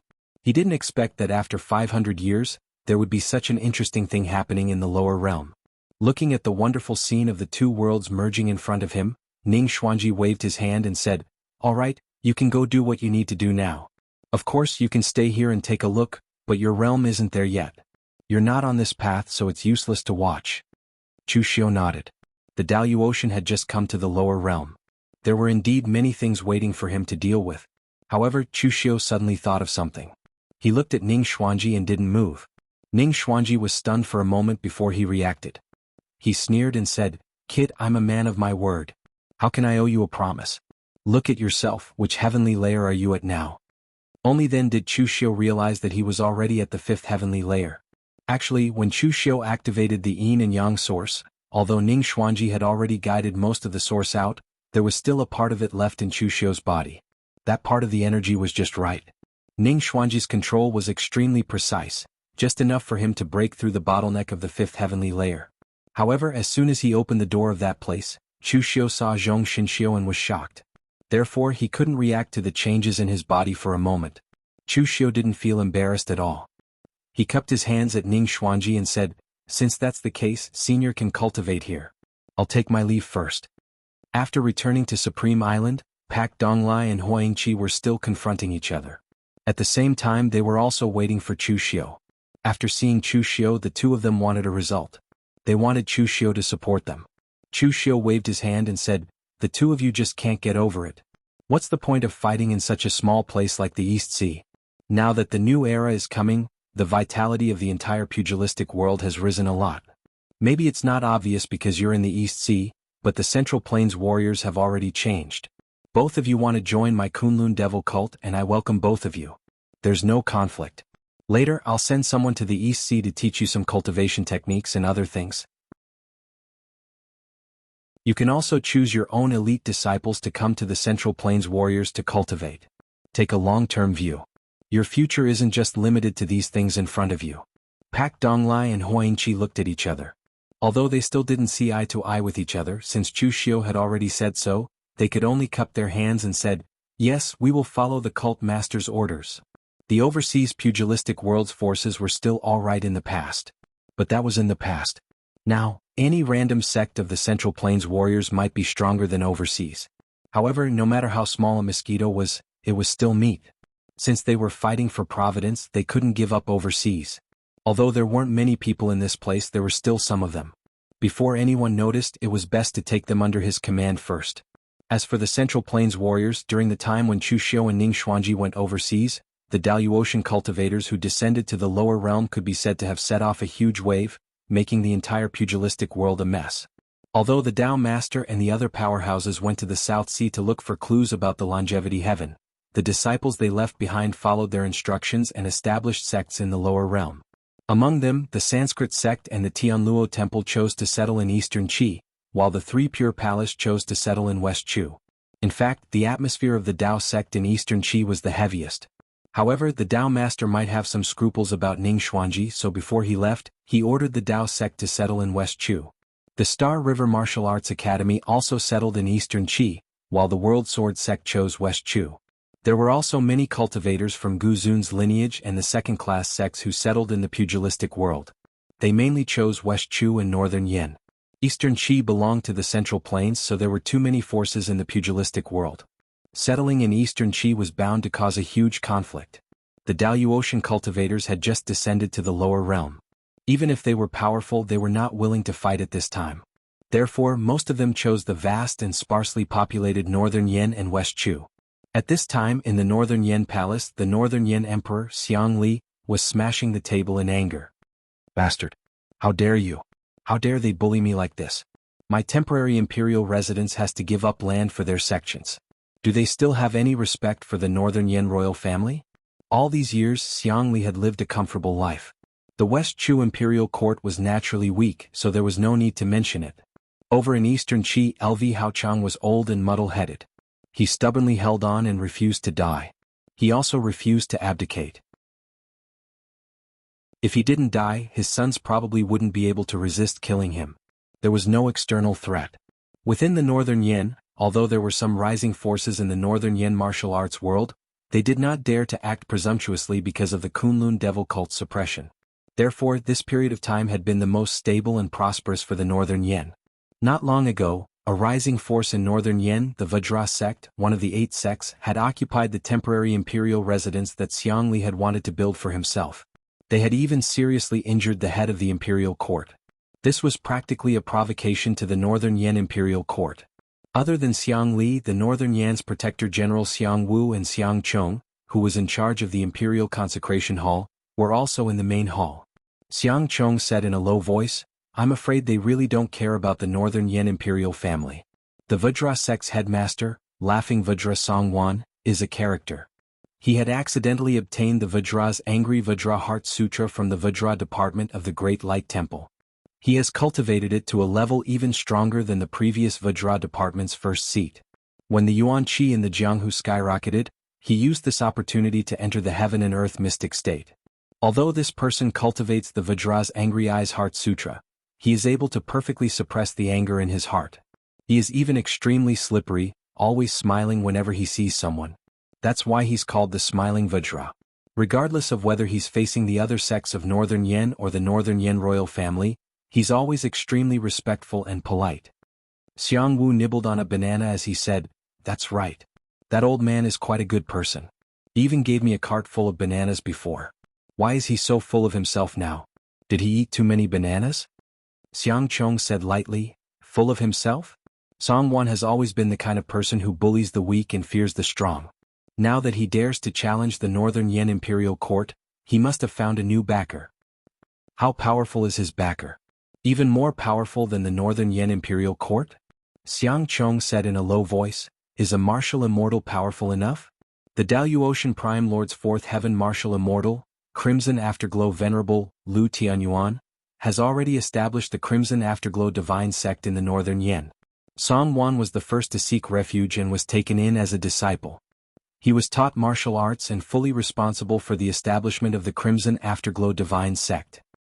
He seized His Majesty's residence not for the Vajra sect, but to establish the Crimson Afterglow Divine Sect. After all, that land is one of the rare treasured lands of the northern Yen. Chapter 1377. For the martialists of the lower realms, the main impact that the Daluo celestial martialists brought to the lower realms was the impact of their power. The strength of a martial immortal was terrifying. Not counting the people of the Kunlun devil cult, there were only 4 people in the lower realm who had reached this realm. Although there was a wave of vitality for most people, it was only from the early stage of the Elysium opening stage to the peak, and from the true fire spirit cultivation stage to the Elysium opening stage. Martial immortal was still an unattainable realm. Hearing that the other side was backed by the Daluotian martial artists, Xiang Li also lost his temper. He dejectedly sat back on the dragon throne and unwillingly asked, "Could it be that we have no choice but to swallow this anger?" Xiang Wu swallowed the last banana and collapsed on the chair. "Your Majesty, it's time to change your way of thinking. The 3 countries no longer have the power to maintain the stability of the world. A martial immortal can crush mountains and break seas. He can fight against thousands of soldiers and horses. We are not qualified to compete with him. We, the Northern Yen, also have a backer. In other words, the Northern Yen is the territory of the great cult Master Chu. If we are bullied, will the cult Master Chu not show up? We can't do anything about this matter. Let's go to the Kunlun devil cult." Xiang Li frowned slightly, "But I heard that the people of the Kunlun devil cult are not in the Northern Yen now." Before Chu Xiu left, he ordered Wei Shuya and the others to guard the territory of the Kunlun devil cult. Therefore, the Kunlun devil cult valued the southern region the most. After all, it was a place where the space of the 2 worlds overlapped. Although the 2 worlds were now connected and people could go to the lower realm at any time, they needed a heavenly key and could only be used by elite disciples. Only the overlapping space of Chu Xiu could allow the disciples of the Kunlun devil cult to freely travel between the 2 worlds. Xiang Wu spread his hands and said, "Then let's go find Shin Feiying of the Giant Spirit Gang and Bai Wuji of the Floating Snow City of the Extreme North. They are all vassals of the Kunlun devil cult and are no different from true disciples." Xiang Li thought about it and said, "All right then, I'll leave this matter to you." Meh. Xiang Wu was taken aback. He was the one who came up with the idea. How did he become the errand boy? Xiang Li said matter-of-factly, "You were the one who came up with the idea, so of course, you should be the one to do it. Besides, this is such a big matter, the Northern Yen court should send someone capable to handle it." Xiang Wu felt a little stifled. If he had known earlier, he wouldn't have said so much. However, since His Majesty had given the order, he had no choice but to go to Shin Feiying and Bai Wuji to talk about it. These 2 sects had been developing in the Northern Yen region for a long time, so they were quite familiar with Xiang Wu. Hearing Xiang Wu's words, the 2 looked at each other, and after a brief discussion through voice transmission, they decided to go with Xiang Wu. Both of them were now vassal sects of the Kunlun devil cult. Of course, in the eyes of other Northern Yen martial artists, they were the #1 lackeys. But it didn't matter whether they were lackeys or not. In any case, they were only loyal to the Kunlun devil cult. If Vajra sect Song Wan had gone to provoke the Northern Yen court alone, they wouldn't have bothered to deal with him. But Song Wan's first move to side with the Daluotian prime sovereigns had already made them a little unhappy. Now Song Wan was acting so domineering. Had he really forgotten who was in charge of the Northern Yen region? Therefore they were not only going to help the Northern Yen court, but also to use the identity of the Kunlun devil cult to teach Song Wan a lesson.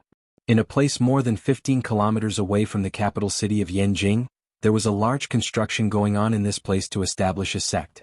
This was the place where Xiang Long was going to build his temporary imperial residence. Although Xiang Li wasn't a fatuous ruler, he wasn't the diligent type. He still had to enjoy himself. In the end, the temporary imperial residence was just about to be built when the place was taken away. One could imagine how sullen Xiang Li was. At this time, Song Wan was personally supervising the construction at the construction site. He was personally supervising the construction as the Vajra sect's master and an ethereal enlightenment realm expert. One could imagine how much effort he put into the construction of the Crimson Afterglow Divine Sect. Song Wan was a tall and burly middle-aged martial artist. He should have had a very fierce appearance, but he always wore a smile on his face and gave off a very kind feeling. Speaking of which, Song Wan's rise was related to Chu Xiu. Previously, Song Wan was just an ordinary unaffiliated martial artist in the northern Yen. His strength wasn't strong and could only be said to be so-so. He had some reputation but he couldn't be considered a big shot. But later, when Chu Xiu destroyed the Great Light Temple, Song Wan and some other nosy martial artists went to the ruins of the Great Light Temple to investigate. It should have been a ruin, but Song Wan accidentally found the Vajra institution's Furious Eyes Vajra Heart Sutra and some elixirs. This cultivation method was unexpectedly compatible with Song Wan.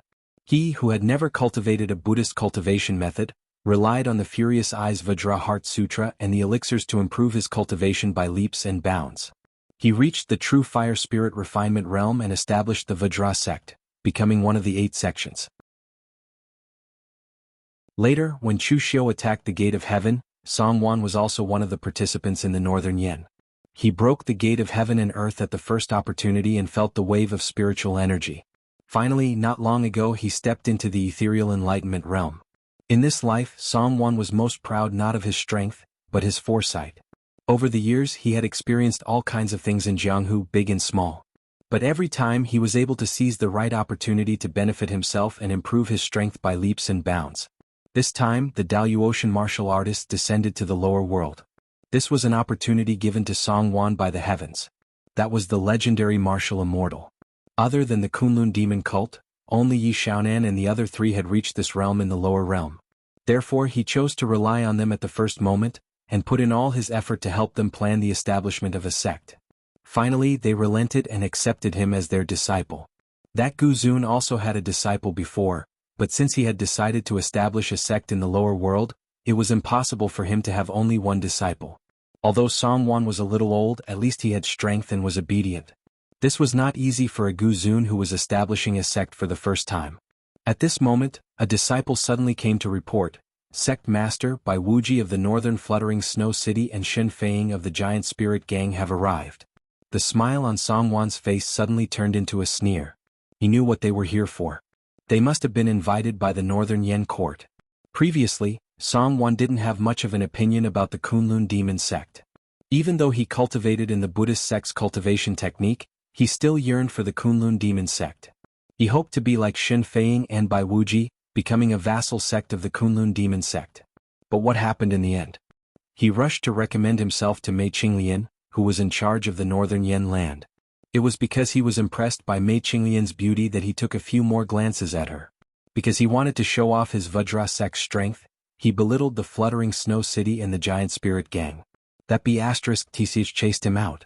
Ever since then, Song Wan had always harbored a trace of resentment towards the Kunlun demon sect. However, Song Wan was a man of great forbearance.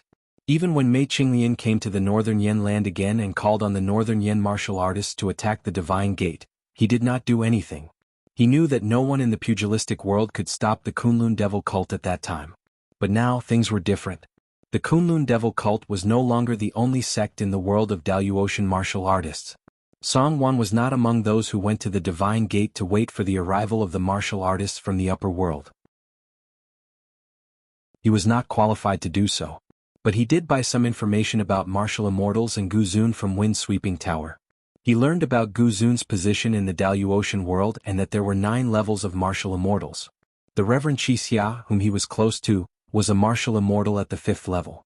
As for Chu Xiu, he heard that he was a newly ascended martial immortal and should be between the 2nd and 3rd level. There was not much information about Chu Xiu in the Daluotian world. Since Chu Xiu did not say anything, the Daluotian martial artists did not bother to say anything. Only those who went to the Divine Gate had some guesses. Judging from the attitude of the Daluotian martial artists, it seemed that Chu Xiu had a high position in the Daluotian world. Of course Song Wan did not know this. From what he knew, a 5th level was definitely stronger than a 2nd or 3rd level. Therefore he, who had always been cautious, did so even though he knew that his action would offend the Northern Yen court and even the Kunlun devil cult. Since he had found someone to rely on, he must cling to him. He could not afford to be half-hearted. With that thought, Song Wan said calmly, "Go invite him in." Shen Feiying and Bai Wuji walked in side by side. When Shen Feiying saw Song Wan, he said loudly, "Fatty Song, you're really something.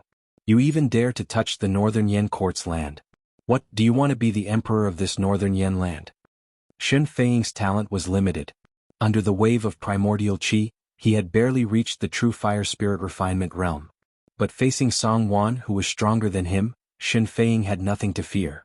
This fatty had flattered him many times before, and his attitude was very humble. A smile appeared on Song Wan's face. However, it was not the flattering smile that Bai Wuji was familiar with. Instead, it was a cold smile. He suddenly slapped Shen Feiying's face. A powerful glowing aura smashed down, and Shen Feiying was sent flying with blood spurting out of his mouth. Bai Wuji did not even have time to react. Is Fatty Song someone you can call? Is that something you have the right to do? Ridiculous. Bai Wuji helped Shen Feiying up, pointed at Song Wan and shouted, Song Wan, what is the meaning of this? Song Wan said calmly, I'm just teaching this disrespectful guy a lesson. How can a true fire spirit refinement realm warrior be so confident? Bai Wuji and Shen Feiying had a lot of things to say to Song Wan, but now it seemed that they were useless. From the other party's attitude they could see what he meant. Bai Wuji narrowed his eyes and said coldly, Song Wan, do you really want to be an enemy of the Kunlun devil cult? Song Wan snorted coldly, I didn't. Don't slander me. I was just teaching Shen Feiying how to respect his superiors. If I take someone like him out, I'm afraid that even the cult master Chu would look down on him. Bai Wuji said coldly, Good. Song Wan, you have guts. After saying that, Bai Wuji directly dragged the seriously injured Shen Feiying and left. Song Wan's subordinate said with some worry, Sect Master, that Shen Feiying is the #1 lackey of the Kunlun devil cult after all. You hit a dog under Chu Xiu, will you be okay? Song Wan sneered and pointed above his head, What are you afraid of? There are people above me now.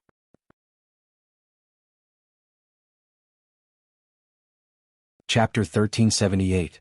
Inside the Kunlun devil cult's southern temple. Shen Feiying's face was pale, but he was crying miserably. Sirs, you must uphold justice for me. I haven't even said a word and that Song Wan slapped me. How arrogant is he? How arrogant.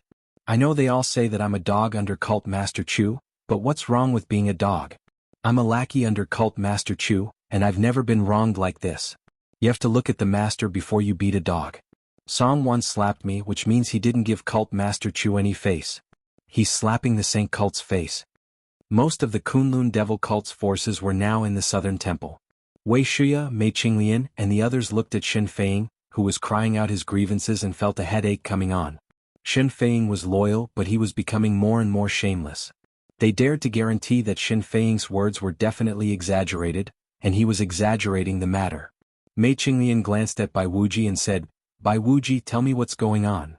Bai Wuji was a warrior on the Longhu list in the same era as Chu Xiu. At first they were enemies, but later they became his subordinates. After so many years, Bai Wuji had lost a lot of his youthful arrogance and had become much calmer. Hearing this, Bai Wuji said in a deep voice, although Master Shen exaggerated a little, things are really similar to what he said. Song Wan's attitude is extremely tough. It's clear that he doesn't take us seriously. Maybe in his opinion he can ignore the Kunlun devil cult if he has the support of Venerable Qixia.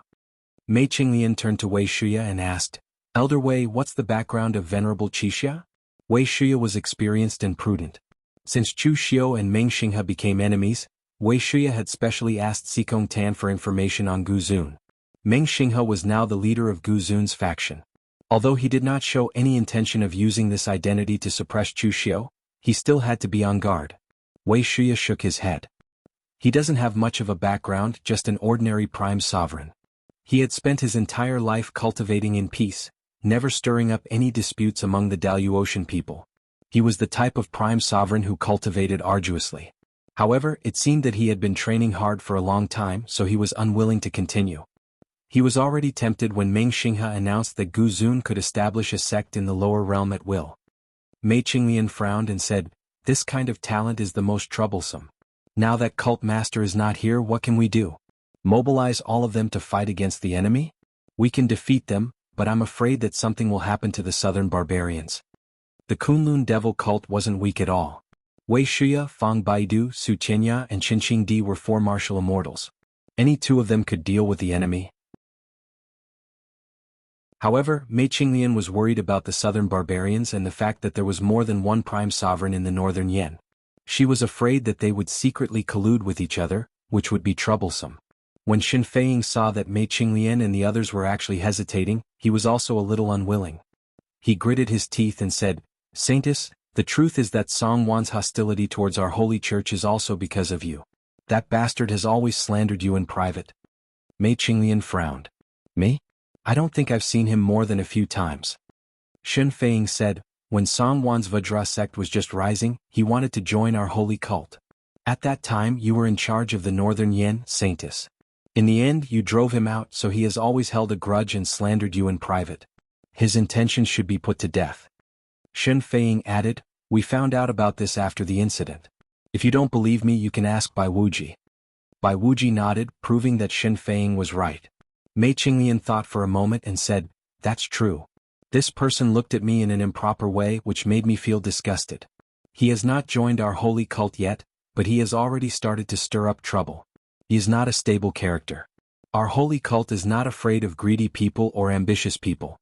However, it would be troublesome to keep this kind of person who was an expert at stirring up internal strife. So I directly chased him out. By the way, you said he slandered me. What did he slander about me?" Xin Feiying carefully looked at Mei Qinglian and said, "He said that you are already so old, why are you pretending to be a saintess? You are more like a saintess. He also said that you use your beauty to win the favor of the cult Master Chu.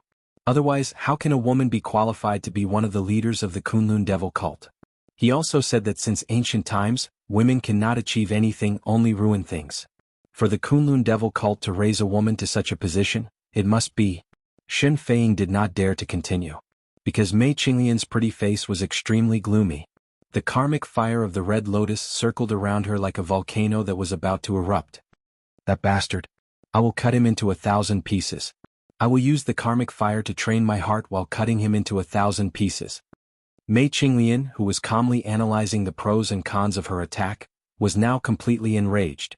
She even wanted to kill her way to the Northern Yan. Lu Jianghe, who was standing at the side, curled his lips slightly. He thought to himself that Song Wan was right. Women were really prone to ruin things. Once it involved him, they would immediately lose their cool. Of course, the Red Lotus Demon Sovereign was an exception. He would remain calm even if Mount Tai collapsed in front of him. The woman he loved was indeed different. At this moment, a voice suddenly sounded, "Who provoked you? Who are you going to cut into 1,000 pieces?" Seeing Chu Xiu walk in from outside, everyone's eyes immediately revealed a look of surprise and surprise. Ning Xuanji had taken Chu Xiu away in a mysterious manner. No one knew what he was up to. Of course, no one suspected that he was trying to harm Chu Xiu. It was not because they trusted Ning Xuanji's character, but because at Ning Xuanji's level, if he really wanted to kill Chu Xiu, it would basically be a matter of a slap. There was no need to go through so much trouble. Originally, they thought that Chu Xiu would be gone for a long time. They did not expect that Chu Xiu would return in less than 2 months. Chu Xiu asked, "What happened? Did something happen in the pugilistic world?" At this moment, Xin Feiying saw that Chu Xiu had arrived. He immediately told Chu Xiu everything that had happened with an aggrieved expression. Of course, in front of Chu Xiu, Xin Feiying didn't dare to add fuel to the fire. He recounted everything that had happened from beginning to end. After hearing it, Chu Xiu only responded with an "oh," to indicate that he understood. Mei Qinglian said unhappily, "He doesn't even care about our saint sect. Don't you have anything to say?" Chu Xiu said lightly, "Don't be angry. Isn't this very normal? When has our saint sect ever been loved by everyone? This kind of thing is actually very normal. I had already thought of it when I was in the upper realm. If the prime sovereigns want to establish sects in the lower realm, where will the disciples come from? Where will the people come from? Of course they will recruit a group of people from the lower realm.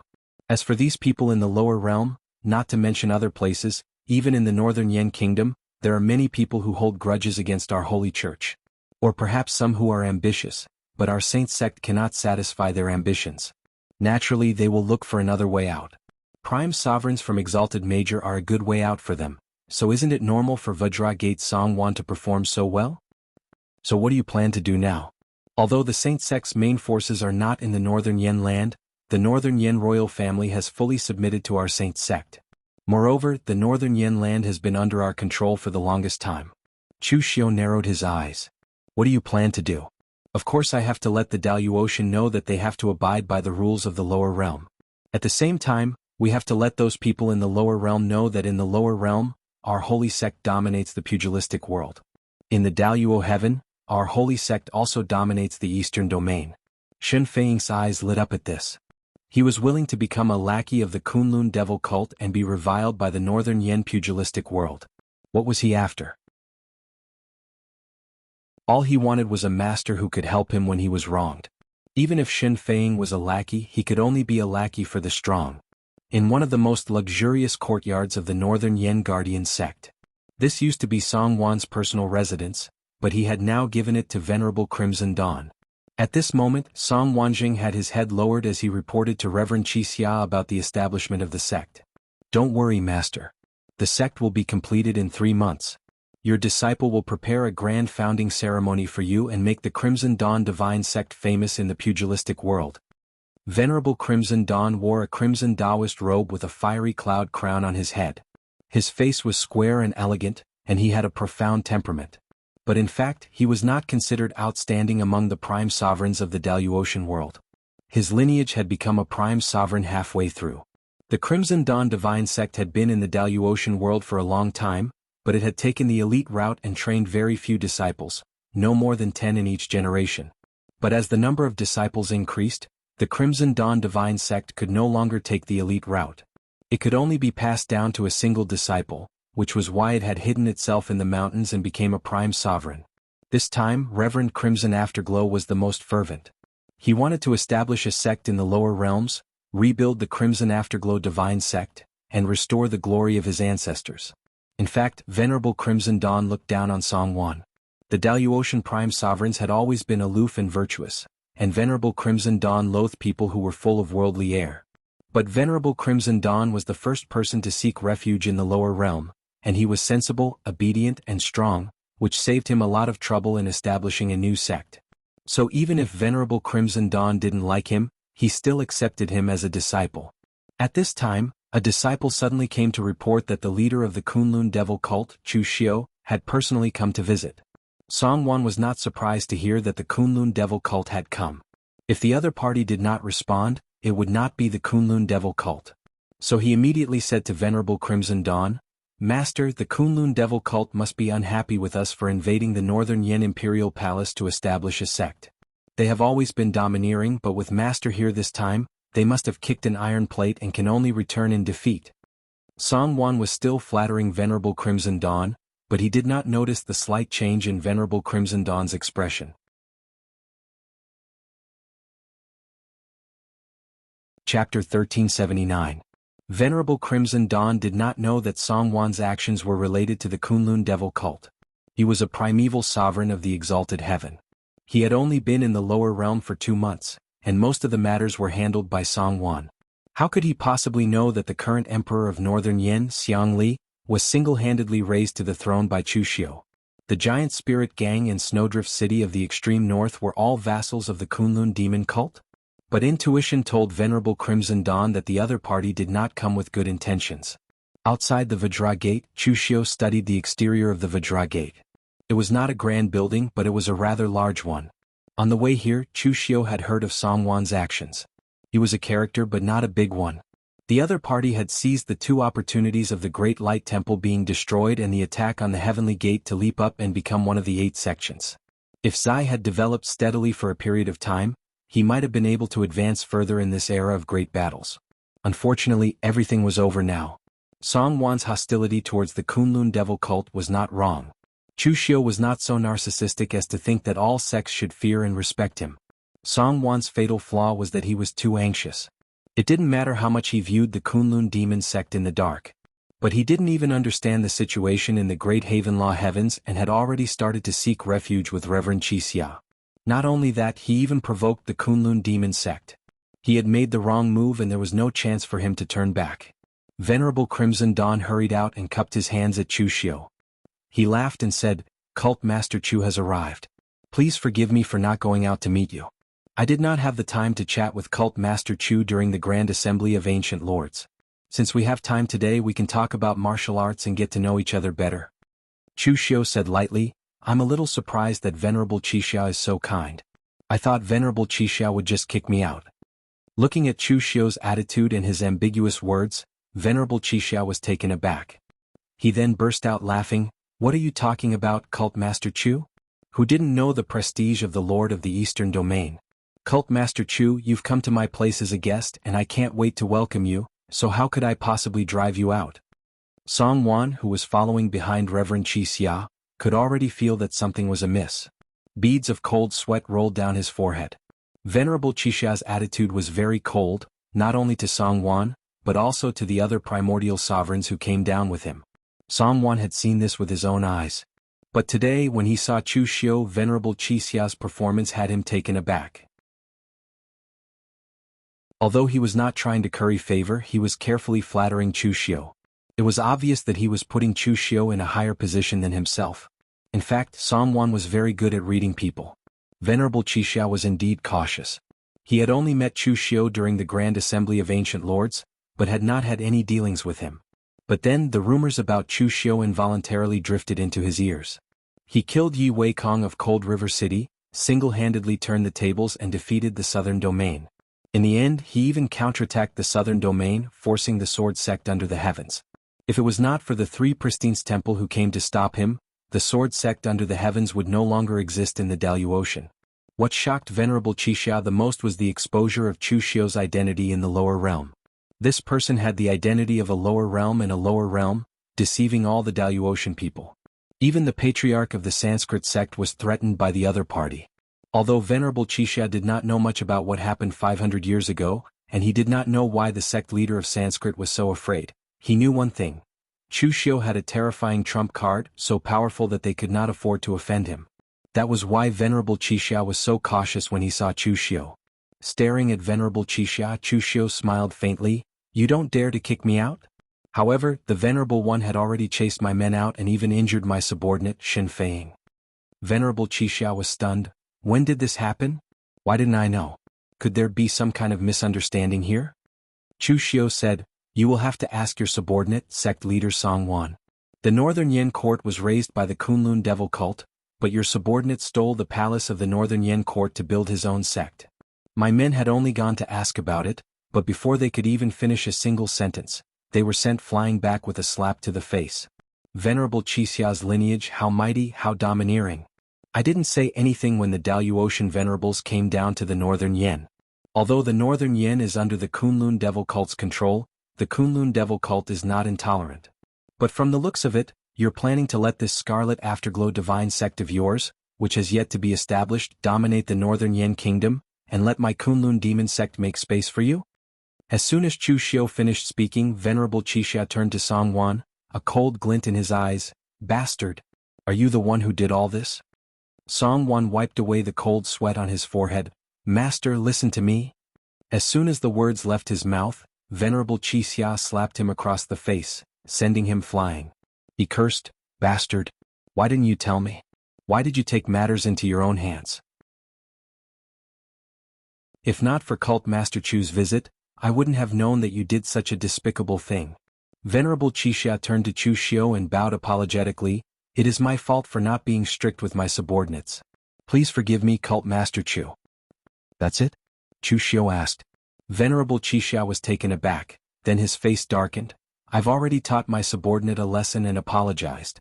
What more does Cult Master Chu want? Do you want me to kowtow and hold a banquet to apologize?" Chu Xiu replied coldly, "I can't bring myself to humiliate a prime sovereign like this. But I've given you face, Venerable Chi Xia, so you must give me face as well. Shin Feiying is one of my men, one of the earliest vassal sects to submit to the Kunlun devil cult. Be it the Daluocean or the lower realm, anyone who touches my men should be forgiven with a slap? Is that even possible? Hand over Song Wan and the lands of the Northern Yen royalty. Venerable Chi Xia, if you wish to establish a sect in Northern Yen, I will not stop you. In fact, I will even cooperate." "Impossible." Venerable Chi Xia refused without hesitation. Perhaps prime sovereigns like them were not suited for sects, but that did not mean they were idiots. Song Wan was now his disciple and the first person to submit to him since he arrived in the lower realm. Handing him over to Chu Xiu would be a slap to his face. And a slap to the point of death. Chu Xiu raised an eyebrow. "Venerable Chi Xia, are you really not going to hand him over?" As soon as Chu Xiu's voice trailed off, a faint demonic aura emanated from behind him, stirring the power of laws in the air and shaking Venerable Chi Xia's heart. Only then did he realize that Chu Xiu was already a 5th-layer martial immortal, the same level as him. But everyone knew that Chu Xiu's combat prowess had nothing to do with his cultivation level. When he was at the 3rd layer, he was already able to kill opponents who were 2 or 3 layers above him. Now that he was at the 5th layer, how much more powerful would he be? Venerable Qixia gritted his teeth. I will return the lands of the Northern Yan royalty. When the time comes, I will find another place to establish my sect. Chu Xiu took a step forward. Venerable Qixia followed. Cult Master Chu, how do you intend to punish Song Wan? Even if you want to cripple him, I can punish him myself. But he must be here with me. Just then a few figures stepped out from behind Chu Xiu. Their auras were equally powerful. Qinqing Di Wei Shuya Su Tianya and Fang Baidu. For martial immortals. Just Chu Xiu alone was enough to put him under great pressure, let alone the 4 behind him. Venerable Qixia bellowed, Chu Xiu. What do you want? Don't forget, we are both from the same bloodline as the Guzun. Are you not going to give me face? Chu Xiu sneered. Guzun? Do you still think I'm some Guzun? I'm lying. Also, one had to fight for their reputation, not be given to them by others. Venerable Qixia, when you wanted to establish your sect in the Northern Yan, did you ever think of giving me face? You didn't even send someone to greet me. Why should I give you face now? Are you not going to abide by the rules of the Guzun conference? Venerable Qixia asked. Chu Xiu replied coolly, I'm not a Guzun anymore. Why should I abide by the rules of the Guzun conference? He took a step forward. The demonic aura behind Chu Xiu had already formed a blurry, sinister figure. But it was shrouded in chaos, making it impossible to see the figure clearly. Venerable Qixia, are you going to hand this man over or not? Cold sweat began to form on Venerable Qixia's forehead. Given Chu Xiu's reputation in the Daluotian world, he had no doubt that Chu Xiu would really take action or was just bluffing. The number of martial immortals that died at Chu Xiu's hands was not just 1 or 2. Chu Xiu, you've participated in the Guzun conference. You should know that Headmaster Meng. Before Venerable Qixia could finish his sentence, Chu Xiu interrupted him and sneered, Meng Xinghe? If he had the chance he would kill me immediately. But I'm still alive and kicking. Are you going to use him to pressure me? Venerable Qixia bellowed when he saw Chu Xiu's hand on the hilt of the saber hanging from his waist. His stellar energy erupted. Just when Song Wan thought his master was going to fight Chu Xiu for his sake, Venerable Qixia bellowed, Fine, I'll hand him over then. Chu Xiu, I'll remember today's humiliation. We'll settle this score in the future. With that, Venerable Qixia's figure turned into a beam of scarlet light and disappeared into the horizon. Song Wan's expression changed from one of hope to one of despair. He had never imagined that his newly acknowledged master would abandon him so decisively without even making a move. Song Wan's eyes were filled with fear and indignation as he stared at Chu Xiu. He fell to his knees and begged for mercy. Cult Master Chu, please spare my life. I was blinded by greed and wanted to please Venerable Qixia. That old man has offended the holy sect. Please spare my life, Cult Master Chu. The Vajra sect is willing to join the Kunlun Devil cult and serve the Kunlun Devil cult.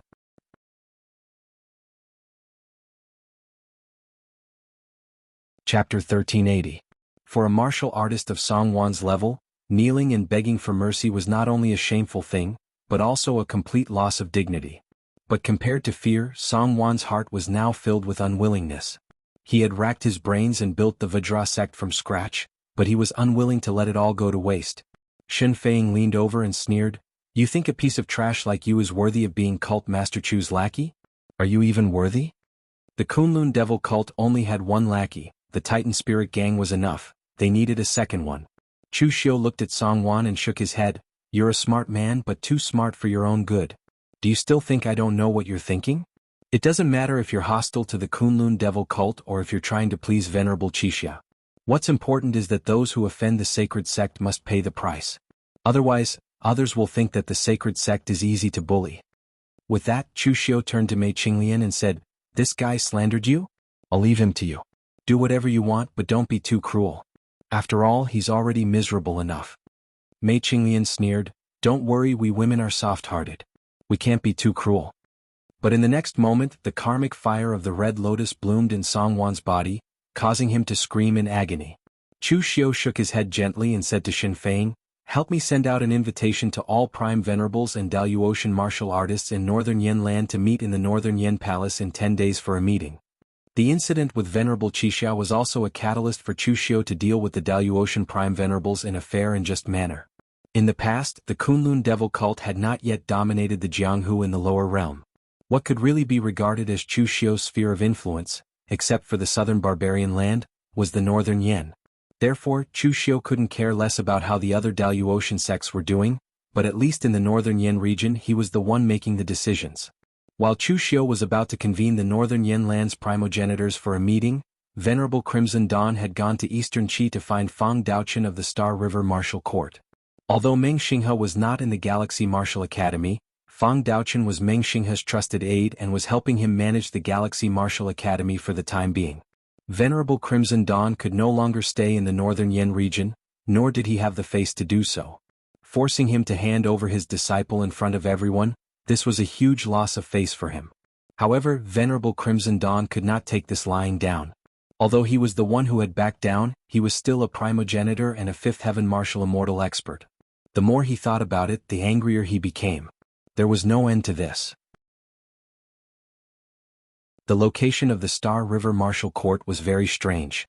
It was located on the Lini River of the eastern Qi. It was directly suspended in the air and built on the surface of the water with a formation.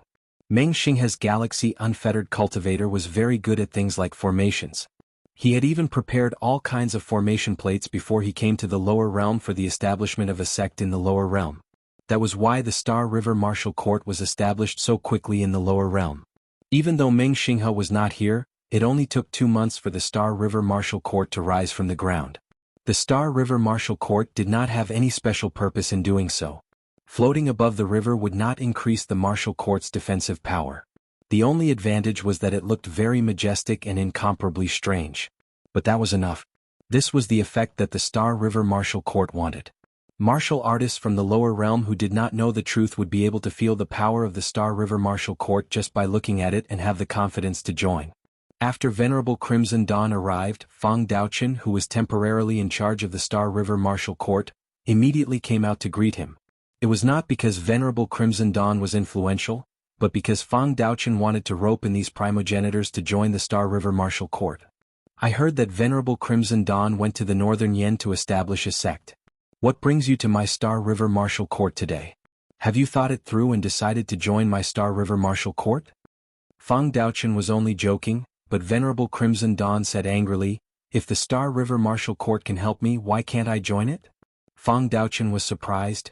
Venerable Crimson Dawn, what did you suffer? But someone in the lower realm dares to attack you? Primogenitors at the fifth heaven of Martial Immortal were strong enough and definitely stood at the peak. As long as Venerable Crimson Dawn did not provoke the experts of the top sects, no one would dare to provoke him. Moreover, according to Fang Daochen's understanding, Venerable Crimson Dawn was not the kind of person who liked to cause trouble. On the contrary, he was very peaceful and would not take the initiative to provoke those from the top sections. It's Chu Xiu of the Kunlun Devil Cult. Venerable Crimson Dawn gritted his teeth and told Fang Daochen everything that happened. My disciple made a mistake and I was in the wrong. I don't care if he wants to kill me or cut me up as long as I do it myself. In the end, he forced me to hand him over and humiliated me. How can I take this lying down? And he even ignored the rules of the primogenitors. He simply does not respect the primogenitors. Fang Daochen could not help but shake his head after listening to Venerable Crimson Dawn. If it was Chu Xiu who did this, it would be normal. Ever since Chu Xiu's identity was exposed, he was no longer a primogenitor. What was the use of using the primogenitors to suppress him? Fang Daochen thought for a moment and said, how about this? The dean is not here for the time being. Why don't you wait in the Starry River Martial Academy until the dean returns? Venerable Crimson Dawn shook his head. It'll be over when that happens. Fang Daozhang, the dean is not here but you are. Can't you do something to quell Chu Xiu's arrogance? Before I left the northern Yan land, I heard that Chu Xiu summoned all the primogenitors and Daluotian cultivators in the northern Yan for a meeting. I believe he wants to use my matter as a prelude to threaten the other primogenitors and Daluotian cultivators to follow the rules of the Kunlun Devil cult in the northern Yan land. This Chu Xiu was so arrogant and overbearing in his actions. When the time came, he would definitely incur the wrath of the masses. At this moment, if Taoist Fang were to make a move, with the Starry River Martial Institution and Dean Meng's reputation, there would definitely be many who would respond. Do you want to give up such a good opportunity to increase the prestige of the Starry River Martial Academy in Dinmeng? Although Fang Daochen knew that Venerable Crimson Dawn was only provoking him to cause trouble for Chu Xiu, this matter was indeed beneficial to the Starry River Martial Academy. Fang Daochen pondered for a moment and said, "Is what you said true?" Venerable Crimson Dawn hurriedly said, "How would I dare lie to you about this matter, Daozhang?" Fang Daochen pondered for a moment and said, "Very well, I will go with you to the northern Yen land." Before Meng Xinghe left, he had instructed Fang Daochen that the Starry River Martial Academy should focus on stability before he returned. If they could recruit disciples, teach them, and if they couldn't, then leave it to fate. But if he made good use of this opportunity, he could gain the favor of several primogenitors. It would be worth it if one or two of them joined the Starry River Martial Academy. In the northern Yen Imperial Palace, the grand ceremony hall was filled with seats, waiting for the arrival of the northern Yen prime sovereigns and Daluotian experts from the lower realm. Xiang Li sat on the main seat, but he was currently twisting his body as if he had lice on his body. After being an emperor for so many years, Xiang Long had developed the bearing of an emperor. His every move was well behaved, but now he behaved like an ADHD child and didn't look like an emperor at all. Sitting below Xiang Li, Chu Xiu asked, "Are you nervous, Your Majesty?" Xiang Li smiled wryly. "Of course I'm nervous. Cult Master Chu, why did you call me here? You even asked me to sit on the main seat. Why don't you take this seat? You will be in charge of everything in the northern Yen Jianghu." Chu Xiu shook his head. "You are mistaken, Your Majesty. No matter who is in charge of the northern Yen Jianghu, this is the northern Yen Jianghu, the northern Yen of the imperial court. It is time for the Jianghu's court to separate. The imperial court manages the world's court, and the Jianghu people deal with disputes. This is the right way. What happened last time in the northern Yen Jianghu Dawn will not happen a second time." As the two conversed, someone outside announced that the prime sovereigns and Daluotian sects had arrived. In the northern Yen Jianghu, there were 3 prime sovereigns and a dozen sections. These sects were from the southern and northern regions. They weren't weak, but they weren't strong either. Those present were surprised to see Chu Xiu sitting in the lower seat. Who the hell was that sitting on the main seat? Xiang Li had some cultivation, but it was nothing in their eyes. He was no different from an ant that could be squashed to death at any time. What was Chu Xiu trying to do by letting someone like that sit in the main seat? Chu Xiu looked at the crowd and pointed at Xiang Li.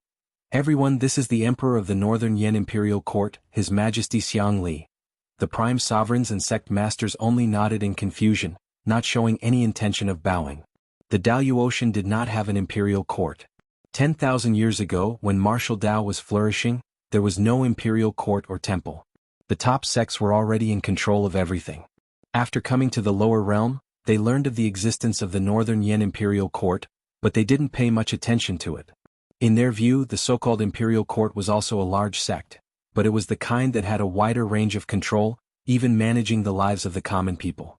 Rapping on the table, Chu Xiu said in a deep voice, "I have gathered all of you here today for one reason, to explain the rules of the Northern Yen Imperial Court. The Daluotian were the Daluotian and the lower realm was the lower realm. The rules naturally had to change when the place changed. If you want to establish a sect in the lower realm, you may do so, but you must report the location and number of people to the Northern Yen Imperial Court and the Kunlun Devil Cult at the same time. The lower realm is different from the Daluotian Imperial Court. There are many people here, and the Imperial Court is in charge of the people, while the Jianghu people are in charge of the Jianghu. Everyone has their own duties. This is the rule of the Northern Yen Imperial Court."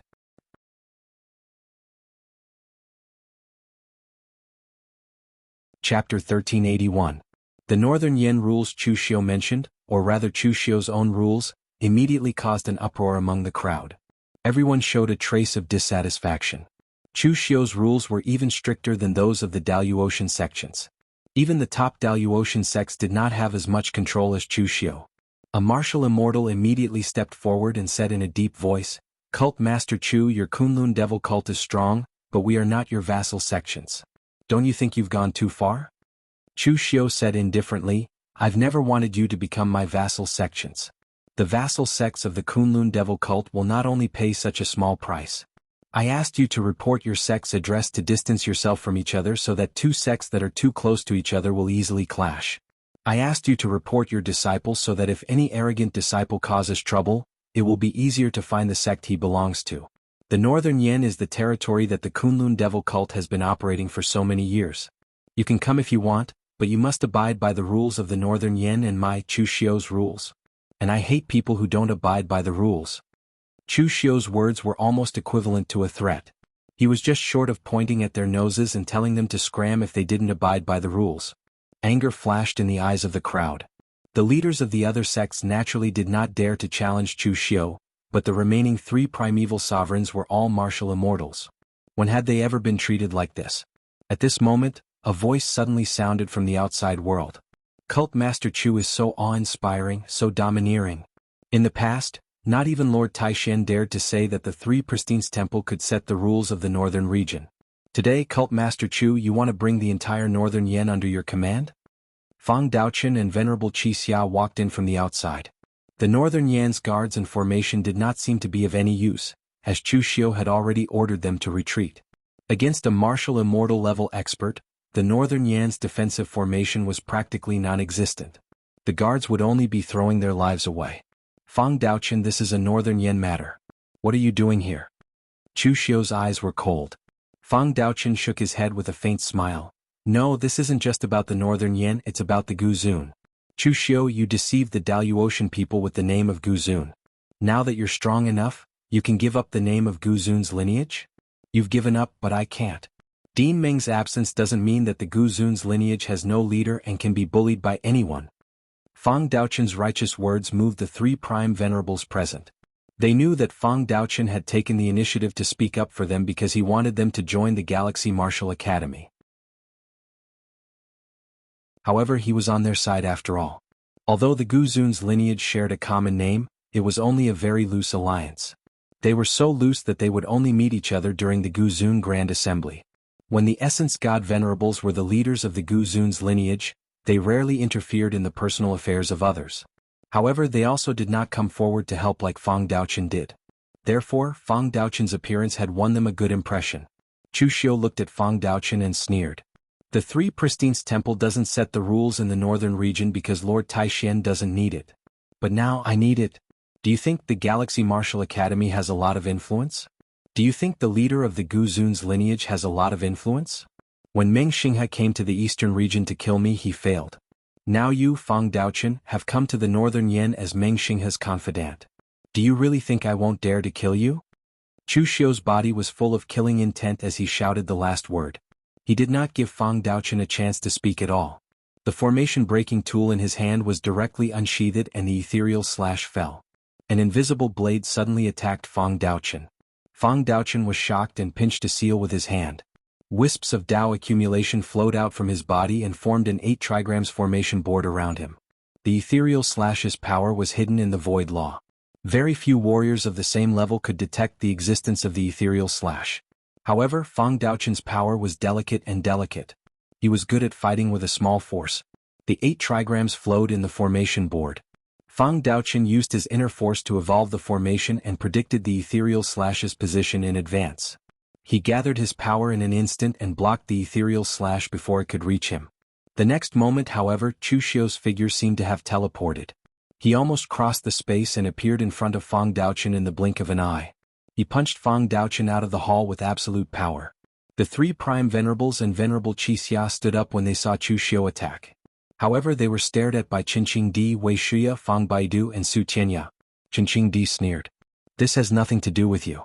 Stay where you are and wait for Cult Master Chu to get rid of that fly. Then we'll talk about your business. With the exception of Venerable Qi Xia, no one else present had made up their minds to turn against Chu Xiu. They stayed where they were. Outside the palace, Fang Daochen was thrown out of the palace by Chu Xiu. His face was filled with shock. Fang Daochen was not weak. He was a 7th heaven martial immortal. That was why he felt that Chu Xiu's power was unbelievably strong. More importantly, when did Chu Xiu step into the 5th heaven? Before he could react, Chu Xiu waved his hand and cast out the 6 Saha Wonder Wheels. The 6 paths of reincarnation rotated continuously in the air and bombarded him with 6 different forces, eroding his power source. Fang Daochen waved the horsetail whisk in his hand, and a grayish Taoist connotation circulated. The power of the laws in the surroundings was woven into a large formation, and it resisted the 6 Saha Samsara wheels. fusing the Tao of formations into the power of laws. How creative. Fang Daochen was one of the few martial artists that Chu Xiu had seen that was as creative as him. Most people's skills focused on the large and targeted the source of the great Tao. However, Fang Daochen's skills focused on the small and focused on the most subtle parts of the power. This led to Fang Daochen's control of power far surpassing other martial artists of the same level, even if his power was not strong. The formation was so intricate that it could not be used in a one-on-one battle. However, Fang Daochen's precise control of power allowed him to weave a large formation with the power of laws in such a subtle place. Was amazing. In the next moment, Fang Daochen formed a Taoist seal and a simple 8 trigrams formation rose under Chu Xiu's feet.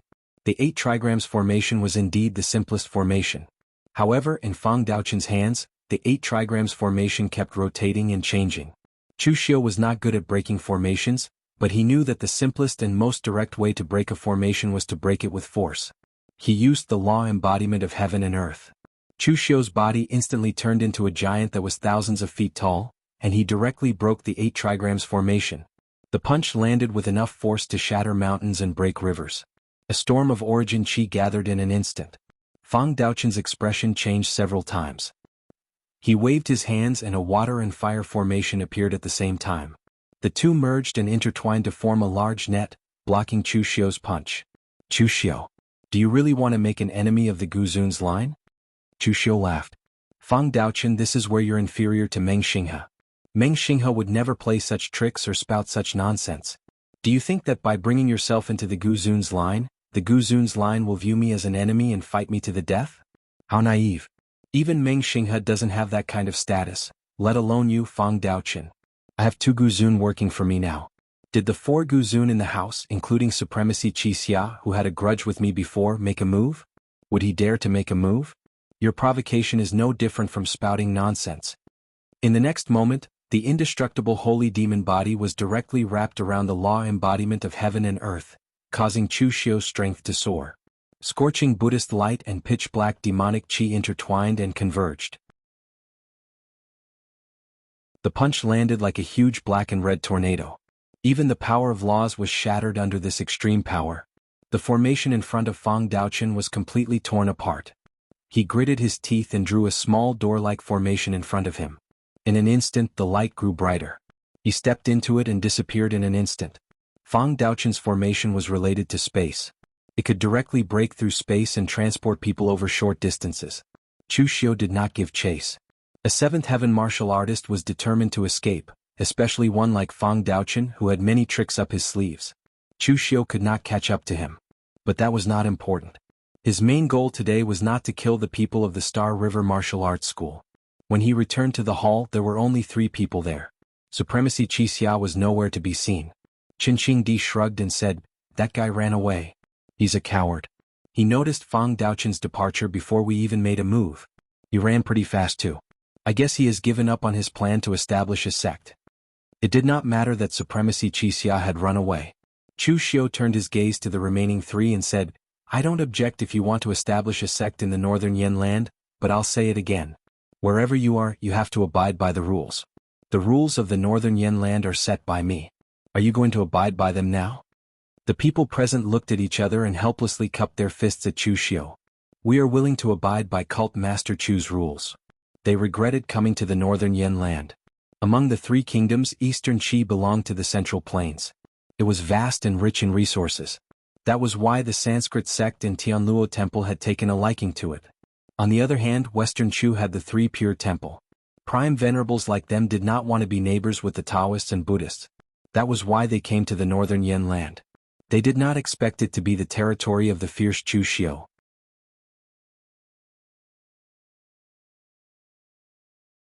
Chapter 1382. Eastern Qi Tianluo Treasure Temple. Tianluo Treasure Temple's new sect in Eastern Qi was not as ostentatious as the Daluotians. Of course, they did not have the ability to build as ostentatious as the Daluotians.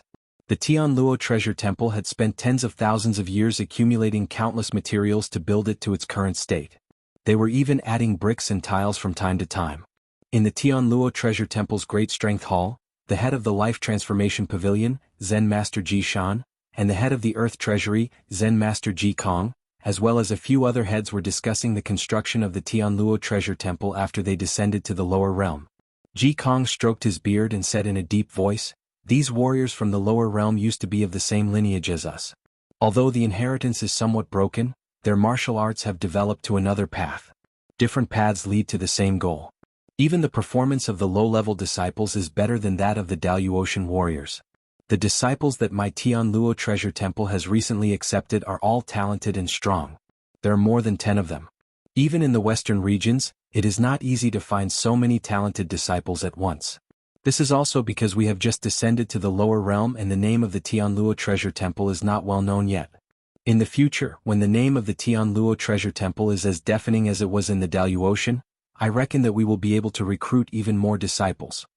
Zen Master Ji Shan nodded and said, "Very good. Do not underestimate these warriors from the lower realm. Their potential is actually higher than that of the Daluotian warriors. In the past, when the two-realm formation was still sealed, these warriors from the lower realm thought that the heaven and earth elemental opening was the peak. Hence, their overall strength is on the weaker side. However, the tempering and fighting that they have experienced is not weak. When the Daluotian warriors are still in secluded cultivation in their sects, these dream warriors from the lower realm have already begun to roam the pugilistic world and experience cruel life and death battles. Hence, their state of mind and abilities are even stronger than the Daluotian warriors of the same level. For such warriors, even if their attainments in Buddhism are not that obvious, they must still be accepted as disciples. We can teach Dharma in the future, but we can't teach mental power." At this time, Ji Kong said doubtfully, "However, I discovered that there doesn't seem to be any major Buddhist sects in the lower realms. If the Taoist sects can pass down their legacy and produce so many amazing figures, there's no reason why the Buddhist lineage can't even produce a top sect. The same goes for the Sanskrit sect. In the end, the Sanskrit sect didn't survive." Tianluo Baosha lower realm was also in a hurry during this period of time, so he basically did not have the time to investigate these things. Just establishing a sect and sorting out the disciples they accepted had already consumed all of their time, so they were still not too clear about the scope of these forces in the lower realm. Right at this moment, a disciple suddenly reported from outside, "Chief, a large number of Buddhist disciples have appeared in the outside world, and they're requesting to join our Heaven Net treasure temple." Everyone at the scene was stunned. They had just mentioned the Buddhist disciples, and someone had come to pay a visit. What a coincidence. At that moment, there was indeed a large number of Buddhist disciples outside the Heaven Net treasure temple. They were all disciples of the Great Radiance Temple and Subodhi Monastery. Back then, after Chu Xiu destroyed the Subodhi Monastery and the Great Radiance Temple, the disciples of those two sects went into hiding. In fact, they even split up and hid everywhere. On top of that, Chu Xiu had placed all of his energy on the Daluotian side, and did not pay much attention to them.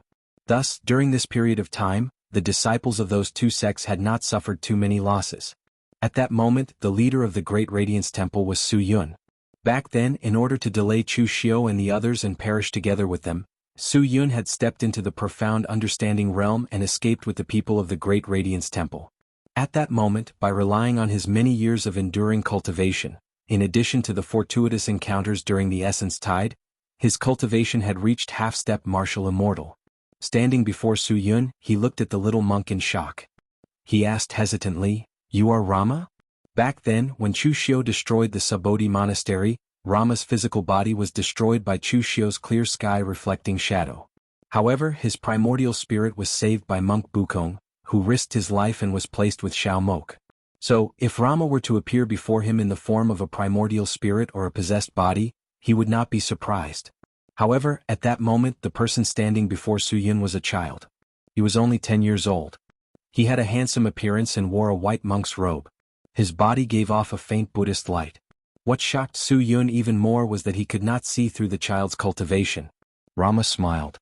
His eyes were filled with the vicissitudes of life. "Master Su Yun, it is a joyous occasion for old friends to meet again. However, we are also people who have fallen from grace. I wonder, can you still smile at this moment?" Su Yun did not understand what was going on with Rama. He was not a possessed body, nor was he a primordial spirit. Hearing that, he only sneered, "Why can't I smile?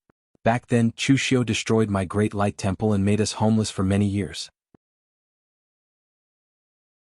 Right now, the experts of the Daluotian Buddhist sect have descended. I have already investigated. The revered one of the world is a supreme expert of my Buddhist sect, a supreme existence who stands at the peak of the ninth heaven of martial immortal. As for the demonic path, it is extremely weak in the Daluotian world. Only the demonic palace is stronger than the Kunlun devil cult. At that time, as long as the revered one of the world takes action, Chu Xiu will definitely die. Rama shook his head lightly and said, "So, Master Su Yun, your obsession is actually so deep." Su Yun frowned and asked, "Don't you have any obsession at all? Chu Xiu destroyed your body and Master Bukong died because of it. Even a Buddhist sacred ground like the Sabodhi monastery was occupied by the demonic path. Don't you hate it? Don't you want to kill Chu Xiu?" Rama said calmly, "I hated him in the beginning and I still hate him now. However, my obsession is not as deep. The enmity between my Sabodhi monastery and Chu Xiu has been fated since the beginning. Or rather, it has been fated since 500 years ago. Xiao Moha's divination was karma. However, it was not a moment's karma. It was a lifetime's karma. I know it is not so easy to resolve the cycle of karma. However, I cannot let hatred take over my mind. Greed, anger, obsession, and hatred. Only Buddhists can eliminate them. I am not Buddhist, so I cannot eliminate them. However, I cannot be affected by them either. At least, to me, there are many things in this world that are more important than revenge. Master Su Yun, the demonic Buddha only needs a thought. Don't become a demon for the sake of eliminating a demon." Su Yun narrowed his eyes and said coldly, "Obsession? Killing Chu Xiu and destroying the Kunlun devil cult are my obsession. If I destroy the Kunlun devil cult, my obsession will naturally disappear. Why should I worry about becoming a demon?" Rama shook his head gently. He knew that he could not persuade Su Yun. Over the years, Su Yun's obsession had already penetrated deep into his heart. Although they were both people who had fallen into the same predicament, they were not people who walked the same path. At this moment, the gates of the Heavenly Net Monastery opened. All the warriors of the Heavenly Net Monastery came out to take a look. They wanted to know what the first Buddhist faction to rely on them looked like. However, after seeing them, all the warriors of the Heavenly Net Monastery were shocked at the same time. It was not because of anything else but because the quality of the disciples of the Great Light Temple and the Sabodhi Monastery was too high. They were many times better than the disciples they had accepted before. It should be known that the Sabodhi Monastery and the Great Light Temple used to be the North and South Buddhist sects. They were the leaders of the Buddhist sects in the pugilistic world. 90% of the Buddhist sect experts in the pugilistic world were in these two sections. Furthermore, after the sect was destroyed, none of the disciples who could stay and grow were useless. They were all disciples with excellent mental states and potential. Moreover, their leaders, Su Yun and Rama, were even more shocking. Su Yun had condensed 9 domains. His talent was even stronger than Su Si's in the past. Zen Master Jishan and the others could tell how strong Su Yun's talent was just by looking at the Buddhist aura that was emitted from his body. If such a warrior were to be placed in the Daluotian, he would almost certainly become a martial immortal. He would definitely be a candidate for the first seat of the Heavenly Net Monastery. However, what surprised them even more was Rama. Rama's current state was very strange. He did not possess a body. He was originally a child less than 10 years old. However, the Buddhist aura that he emitted was close to that of a martial immortal. That's right, he was a martial immortal. However, he was not a martial immortal. In fact, he didn't even seem to be a martial immortal. He was merely an ordinary child. However, the Buddhist charm was hidden within his body. Such an existence could be said to have a natural spiritual body. His Buddhist aura was naturally formed. He was definitely a genius that only appeared once in 1,000 years. His talent was even stronger than the most outstanding successor of the Life Transformation Pavilion, Fajing. Su Yun from the Great Light Temple and Rama from the Sabodhi Monastery greet the masters. Zen Master Jishan and the others' eyes were filled with endless joy. This time they had gained more things than they had imagined in the lower realm. If these disciples were nurtured well, the strength of the Heavenly Net Monastery in the next generation would definitely skyrocket. Zen Master Jishan's face revealed a warm smile. Have the two of you brought your disciples here to join the Heavenly Net Monastery? The Heavenly Net Monastery is the leader of the Buddhist sect in the Daluotian. Your legacies must have been left behind by the Heavenly Net Monastery 10,000 years ago. Therefore, our two lineages are actually one family. Now that the two of you have joined us, it is equivalent to returning home to the lineage of the Buddhist sect. The Heavenly Net Monastery welcomes all of you. We will treat all of you equally and build the glory of the Buddhist sect together. Although the Buddhist sect of the Western region also had a part in the Sanskrit sect, they had directly ignored the Heavenly Net Monastery. The heretics of the Sanskrit sect, what they cultivated was called Buddhism. Were they worthy of being called Buddhism? What a joke. Su Yun cupped his hands and said in a deep voice, "We know the position of the Heavenly Net Monastery in the Dalu Ocean, and we have specially come to join you. As homeless people, we do not dare to raise any conditions. We only hope that the Heavenly Net Monastery can help us take revenge for the annihilation of our sects on account of the fact that we are all part of the Buddhist sect." The people of the Heavenly Net Monastery were stunned. No wonder they did not see anyone from the Buddhist sect when the Heavenly Gates array broke. They did not expect that they had been annihilated, and these people were all survivors. Zen Master Jishan said in a deep voice, "Who was so bold to actually annihilate the Buddhist orthodoxy of the Heavenly Net Monastery in the lower realm?" Su Yun let out a long breath and said hatefully, "The leader of the Kunlun devil cult, Chu Xiu."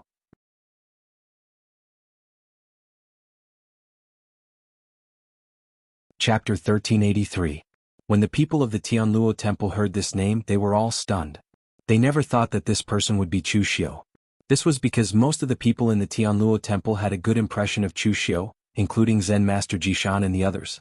Although they could see that Chu Xiu had some ulterior motives, they still treated Chu Xiu as half an ally. The enemy of an enemy was a friend. Chu Xiu had an unresolvable feud with the Sanskrit sect. He had saved their disciple from the Sanskrit sect once and joined forces with the Tianluo temple twice to severely injure the Sanskrit sect. He was considered a good ally.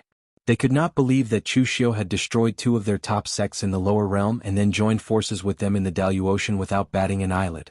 Fa Ming, who had been saved by Chu Xiu in the past, stood up and angrily rebuked Su Yun. "Impossible. How could Cult Master Chu do such a thing? In the Dalu Ocean, Cult Master Chu has joined forces with the Tianluo temple more than once or twice. Without Cult Master Chu, the Tianluo temple would not have been able to gain such an advantage against the Sanskrit sect. Based on my understanding of Cult Master Chu, he has always been a person who does not offend those who do not offend him. You must have provoked Cult Master Chu first, which is why you have ended up like this. You say that you are disciples of the Buddhist sect, but 10,000 years have passed. Who knows what your Dharma has evolved into? Is it still the same as the Tianluo temple?" Some of the warriors from the Tianluo temple looked at the people from the Great Light Temple and the Subodhi Monastery with doubtful eyes. It was not that they could not tell right from wrong, but what Fa Ming said did make sense. 10,000 years had passed, and the cultivation methods were already somewhat different. What about the Dharma? Would there be any changes as well? Moreover, this kind of thing was first come, first served. They had known Chu Xiu earlier than Su Yun and the others. Chu Xiu had given them the impression that he was an honest and reliable ally. Now, Su Yun came over and said that Chu Xiu had destroyed their two Buddhist sects, so they couldn't be blamed for being suspicious. Su Yun was dumbfounded as he looked at the people of the Heavenly Luo Treasure Temple. He had never expected that they would have such a reaction. Shouldn't they help me denounce Chu Xiu with righteous indignation? But why did they all seem to be on Chu Xiu's side? Just what had Chu Xiu done in the Dalu Ocean Empire that the Buddhist sect of the Heavenly Luo Temple would protect him like this? Zen Master Jishan shouted sternly, "Shut up. We are all people of the Buddhist sect. No matter how the Buddhist Dharma changes, it is still the Buddhist Dharma. Suyun Rama, you two tell us what is going on." Fa Ming could not see the details of Su Yun and Rama, but Zen Master Jishan could see that the aura of their cultivation methods could not be faked. They were indeed of the same origin. Moreover, from the very beginning, Zen Master Jishan had sensed that Chu Xiu was a person full of lies and had a profound heart. He had no choice but to believe his words, but not all of them. Now it seemed that there was indeed a problem. Su Yun glanced at Rama, gritted his teeth and said first, "Chu Xiu is an absolute devil of the present age. He is second only to the one from 500 years ago. No. He is even more evil than the cult master of the devil sect, Dugu Weiwei. This person is ruthless, scheming, and unscrupulous. He is shameless and untrustworthy. He is definitely a devil among devils. He has stirred up the martial arts world in the lower bound, and blood has flowed like a river." Su Si's death made Su Yun fall into hatred and obsession. He almost used all the vicious adjectives he could think of to describe Chu Xiu. He told him about Chu Xiu's rise in the martial arts world to the destruction of his Great Light Temple. After listening to him, the warriors of the Heavenly Luo Temple looked at each other. They really could not believe that the Chu Xiu that Su Yun described was the same person as the Chu Xiu that they knew. According to Su Yun, Chu Xiu was simply not a human. It was even possible that he was an extraterrestrial devil that came to the lower bound to destroy the world. Rama shook his head and sighed. Let me say it. Then Luo Mo recounted the incident again. However, Luo Mo's narration was much more objective. He narrated it from the perspective of a bystander. Frankly speaking, the grudge between the lower bounds Buddhist sect and Chu Xiu was a battle between the righteous and demonic factions. Since Chu Xiu had chosen the demonic faction, the two sides were destined to not be able to coexist peacefully. In the end, Rama sighed and said, after the destruction of the Subodhi monastery, although I was only left with the body of a primordial spirit, because I had fused with the Subodhi tree, I comprehended the power of rules and touched the barrier of martial immortal. At that time, I no longer had a physical body. Although I had the possession technique and my fellow disciples were willing to give up their physical bodies to let my primordial spirit possess them, I refused. Because my primordial spirit was already tainted with the power of rules, even if it was just a primordial spirit, it could still exist. At that time, I met a pregnant lady who had been killed by a robber. She was about to give birth. Although she was dead, the fetus still had a chance to live. I did not want to be troubled by hatred and obsession for the rest of my life, so I chose to disperse my primordial spirit. My primordial spirit fused with the pregnant lady's body and gave birth to the baby. In the future, he would be the abbot of the Subodhi monastery. As for whether he wanted to take revenge or lead the Subodhi monastery to rebuild the monastery, that was his choice. However, unexpectedly 2 years ago the primordial chi wave came and reappeared the primordial spirit in my body, allowing me to regain my memories of the past. This can only be said to be fate. The Subodhi monastery is willing to join the heavenly Luo treasure monastery. However, what we seek is not rewards but inheritance. I only ask for one thing from all of you, and that is to take back the Subodhi monastery from the hands of the Kunlun devil cult. Whether to kill Chu Xiu, whether to destroy the Kunlun devil cult or not, the choice lies in all of your hands. After hearing Rama's words, Zen Master Jishan and the others looked at Rama in a completely different light. They finally understood what Rama's current state was. He was a reincarnated spirit child. In the eyes of most people, reincarnation was a nonsense. If one died, then so be it. How could he come back to life? Wouldn't that mean that the whole world was filled with experts? However, in reality, there were similar records in the heavenly Luo treasure monastery. If some top experts voluntarily dispersed their life force before their lifespan ended and preserved a bit of their primordial spirit, it was possible for it to be placed into the body of an unborn baby. That baby was born with a high level of talent, but it might not have the memories of its past life. It could be said that only very coincidental events could awaken the memories of its past life and reincarnate successfully. Otherwise, it would not be called reincarnation but an early death. As for the probability of this happening, it was almost zero. This was because this matter was only recorded. As for whether it was successful or not, there was no record. Rama could be considered to have been fated. He had never thought of reincarnating. He just wanted to be free, but he did not expect that his reincarnation would succeed. Zen Master Jishan digested what the two said and said in a deep voice, "So now what the two of you want is to kill Chu Xiu and destroy the Kunlun devil cult. The other is to return to Subodhi monastery?" Su Yun and Rama nodded at the same time. Zen Master Jishan thought for a moment and said, "Killing Chu Xiu and destroying the Kunlun devil cult is temporarily impossible." Su Yun exclaimed, "Why? Could it be that even with the strength of the heavenly Luo treasure monastery we can't kill Chu Xiu?" Zen Master Jishan said with slight embarrassment, "It's not that we can't kill him, but there is something on Chu Xiu's body that we have scruples about, so we can't kill him."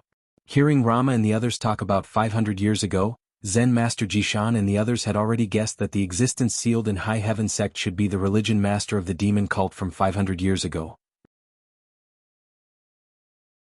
As for why Chu Xiu did not release Dugu Weiwei, Zen Master Jishan thought that Chu Xiu's selfishness was causing trouble. He was now the religion master of the demon cult. If he released the religion master of the demon cult from 500 years ago, what would happen to him?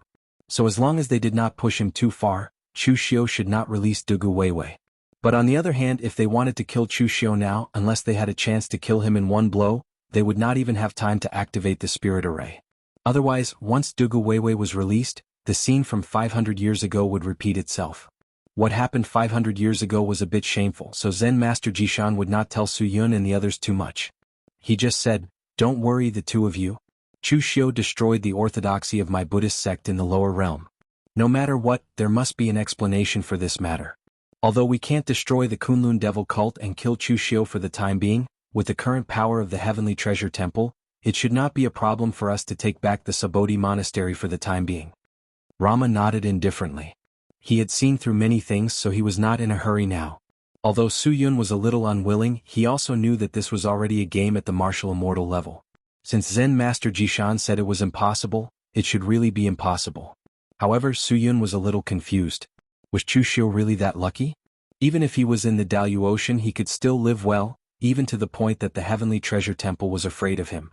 At this time in the South China, all the people under Chushio's command returned to the South China after solving the matter of the Northern Yen. Perhaps because it had not been developed on a large scale, the heaven and earth essence of the South China was very rich. It was almost the same as the South China on the Dalu Ocean side. Therefore, as usual, only Xin Feiying and Bai Wuji were left in the Northern Yen. The real elites of the Kunlun devil cult were cultivating in the South China. At this time, Chu Wuji suddenly knocked on the door of Chushio's retreat secret room in a hurry. He said with a nervous expression, "There is big trouble. The Heavenly Treasure Temple is rushing to our sect with a group of people." Some disciples reported that they saw Su Yun beside the people of the Heavenly Treasure Temple, as well as the disciples of the Great Light Temple and the Sabodhi Monastery. Chushio raised his eyebrows slightly. "Oh really? I thought they would endure for a while before showing up. I didn't expect them to come so soon."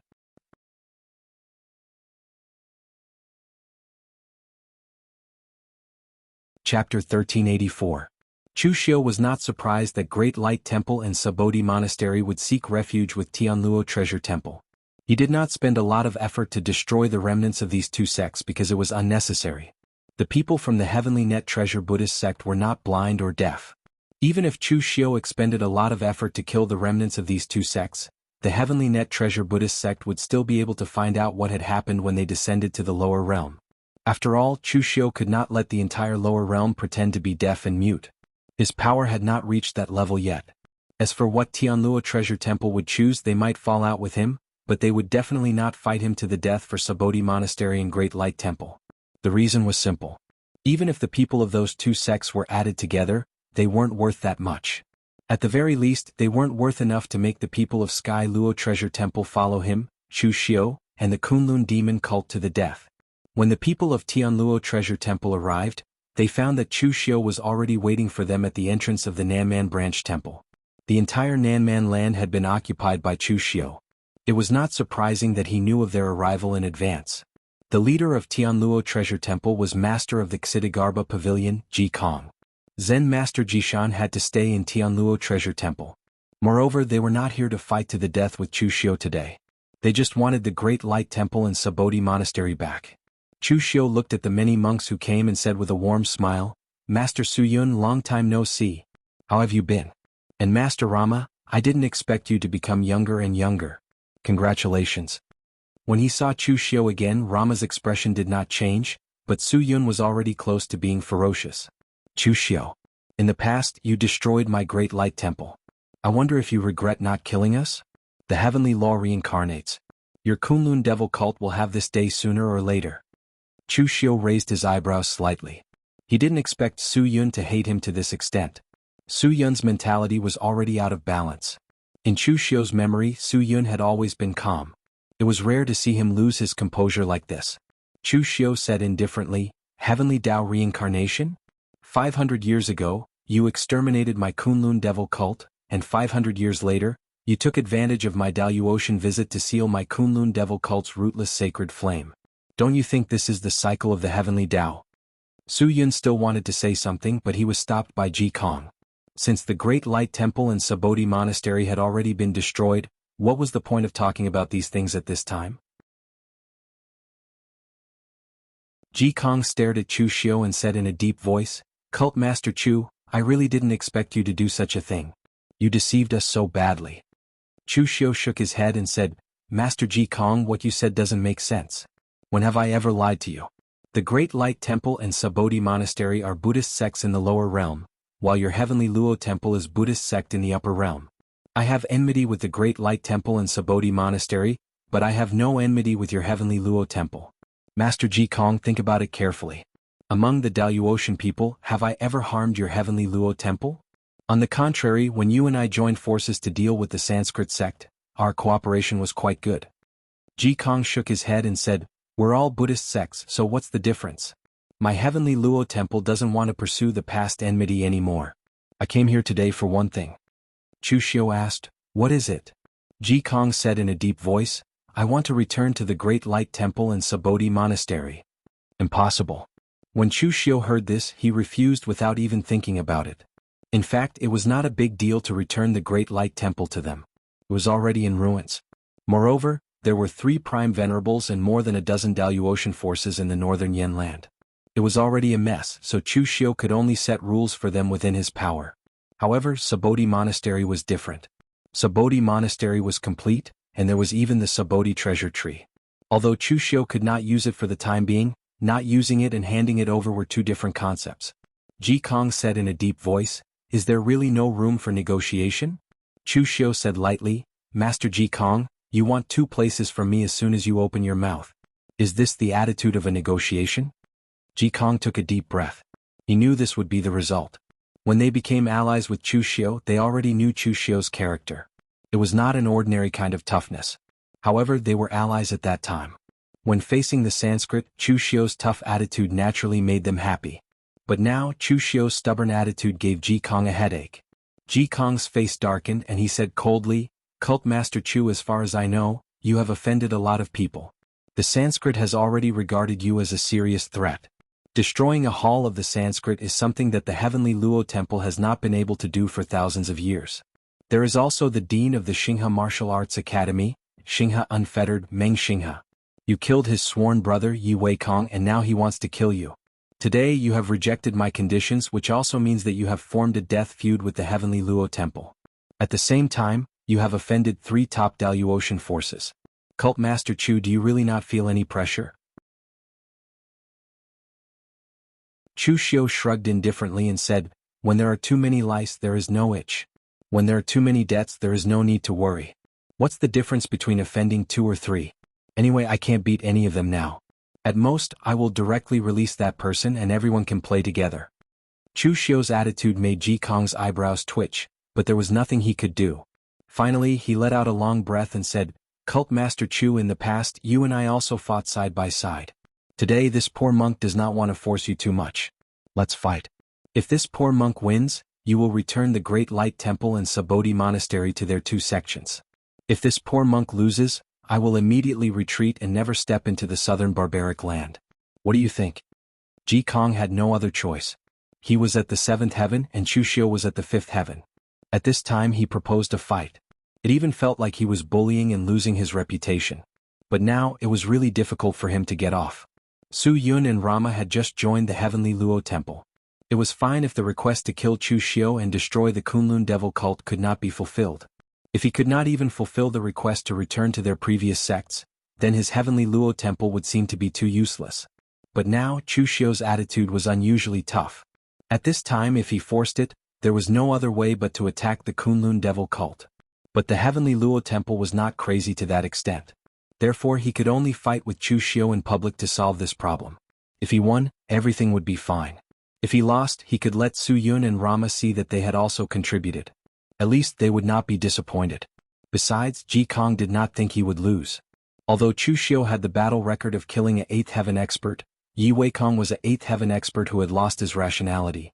He could not be considered a normal 8th heaven expert.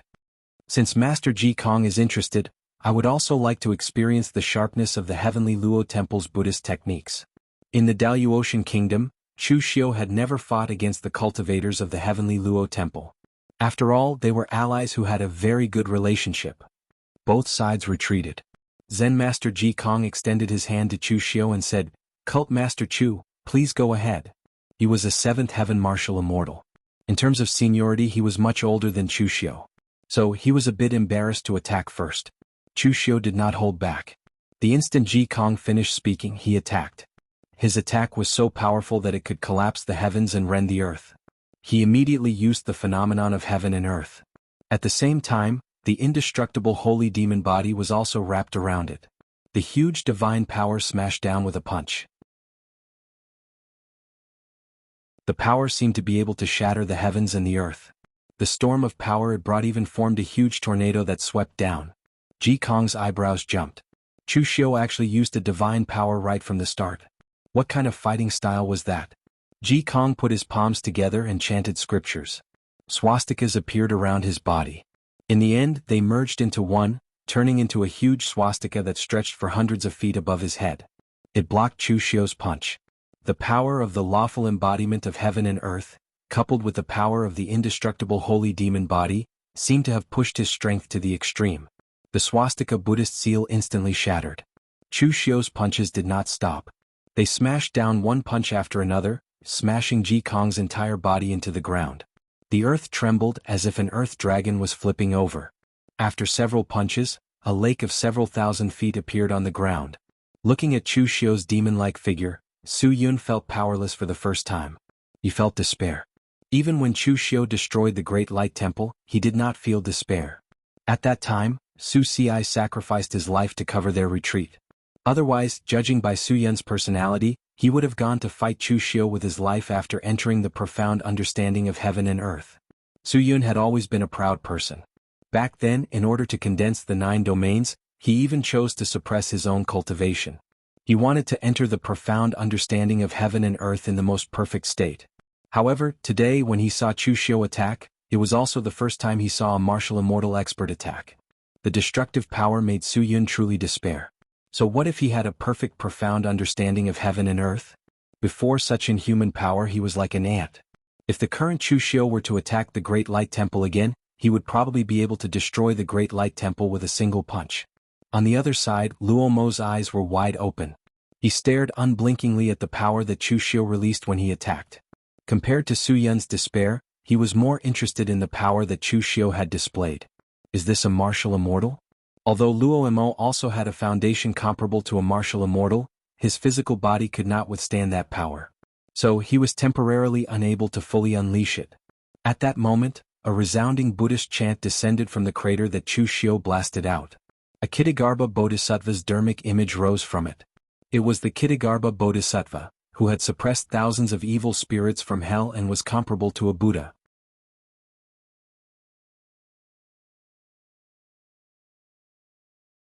Chapter 1385. There were no weaklings among the Tianluo Treasure Temple's martial immortals. The Xittagarbha Pavilion was one of the strongest pavilions in the Tianluo Treasure Temple. Although Ji Kong was old, he was strong with age and his foundation was even deeper. Although the few punches from Chu Xiu's law embodiment of heaven and earth made him look a little embarrassed, they didn't really hurt him.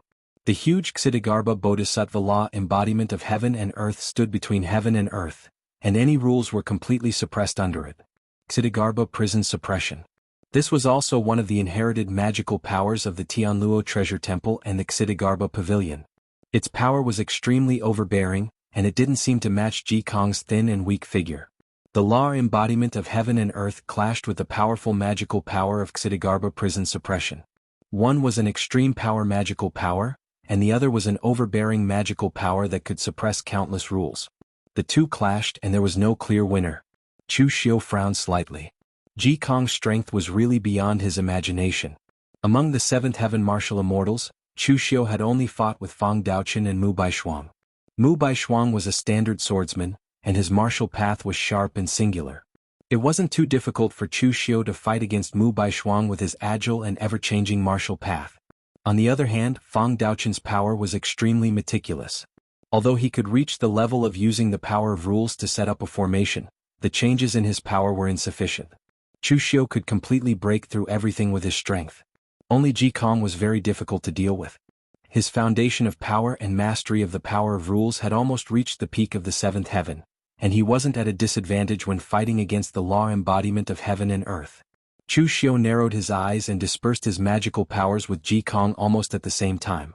Since they were evenly matched, there was no meaning in using magical powers again, other than wasting energy for no reason.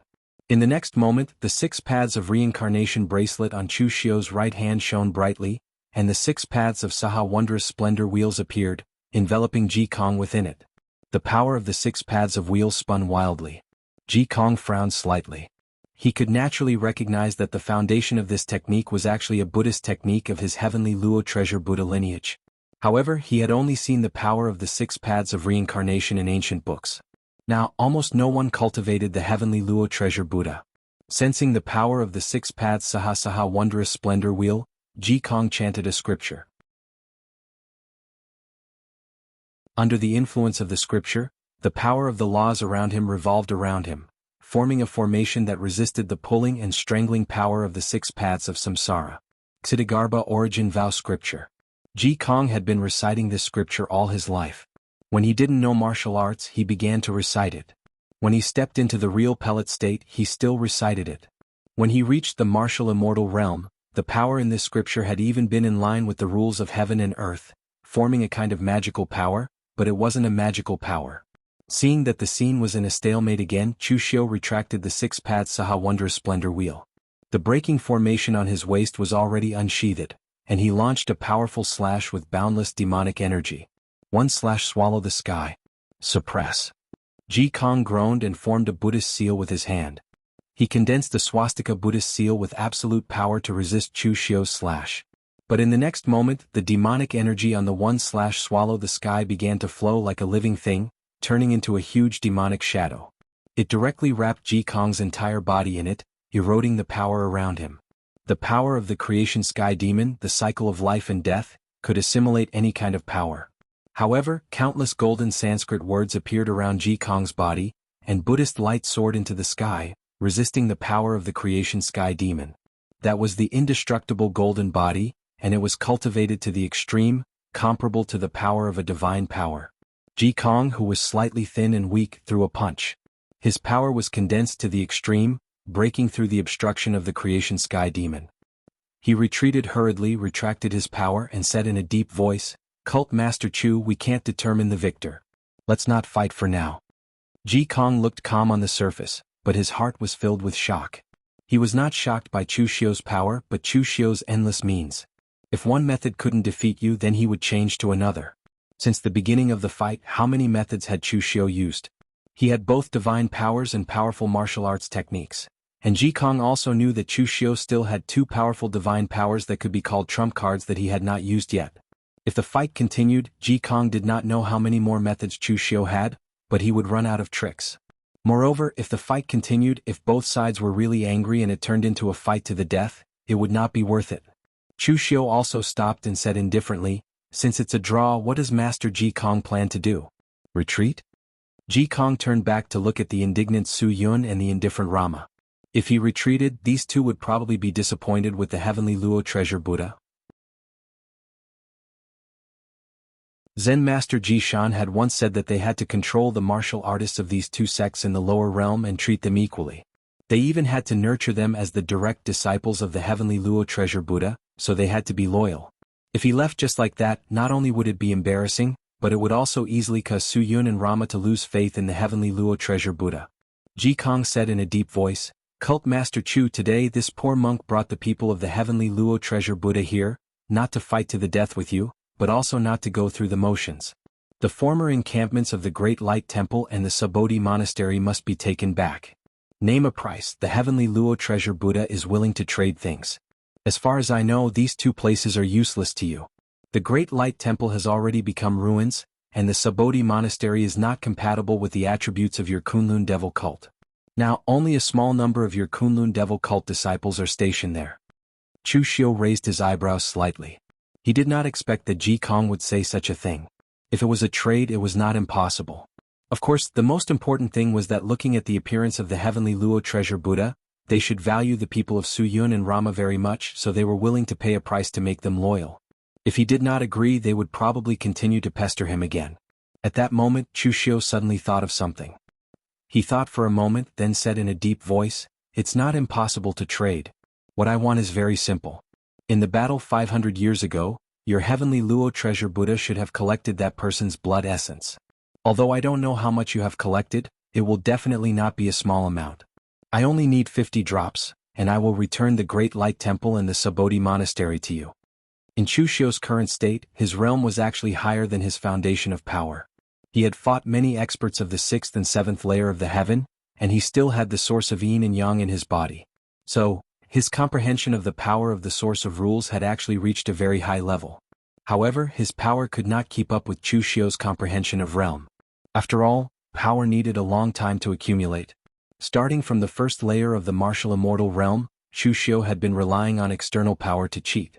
However, when others borrowed external power, it would cause their realm to be unstable. On the other hand, Chu Xiu's realm far exceeded his foundation of power. Even if he relied on external power, his realm was still very solid. So, at that moment, there were only two ways that Chu Xiu could think of using external power. One was to rely on the source of yin and yang to cultivate. However, it was too dangerous and full of unknowns. If he was not careful, he could easily play himself to death, unless he had an expert of Ning Xuanji's level by his side to protect him. The second way was to absorb the blood essence left behind by Dugu Weiwei in the past. After all, he was considered a part of Dugu Weiwei. Absorbing Dugu Weiwei's blood essence was equivalent to taking back what belonged to him in the past. After hearing Chu Xiu's request, Ji Kong frowned, looking a little conflicted. They could not refine Dugu Weiwei's blood essence. After so many years, their heavenly Luo treasure temple had not researched anything valuable from it. It was almost equivalent to trash. However, now that they knew that Chu Xiu had the ability to release Dugu Weiwei and asked for Dugu Weiwei's blood essence, they were afraid that there was some kind of conspiracy involved. After thinking about it, Ji Kong decided to agree to Chu Xiu's conditions. In the battle 500 years ago, almost all the major sects had collected some of Dugu Weiwei's blood essence. With Chu Xiu's current strength and the forces he controlled, the blood essence in the Eastern Domain was probably already in his hands. So, they were not lacking in the heavenly Luo treasure temple's blood essence. Moreover, even if Dugu Weiwei was released, it would be trouble for the entire Dayu Ocean, not trouble for the heavenly Luo treasure temple alone. However, the matter in front of them was related to the interests of the heavenly Luo treasure temple. Ji Kong said in a deep voice, "I agree to your conditions, but my heavenly Luo treasure temple did not collect that much blood essence at all. There were only 48 drops and I wasted 6 drops during my research." Chu Xiu sneered and said, "Who are you lying to? The world sword sects were able to collect more than 20 drops. With the heavenly Luo treasure temple's strength at the time, how could it have only collected more than 40 drops?" Ji Kong said angrily, "A monk does not lie. This poor monk has already decided to make a deal. Do you think I will lie to you about the quantity?" Seeing Ji Kong's expression, Chu Xiu finally believed that the heavenly Luo treasure temple really only had that much blood essence. Chu Xiu nodded and said, "All right, we'll exchange the blood essence with one hand and the place with the other. When the blood essence is here, I will immediately withdraw the disciples stationed at Sabodhi Monastery."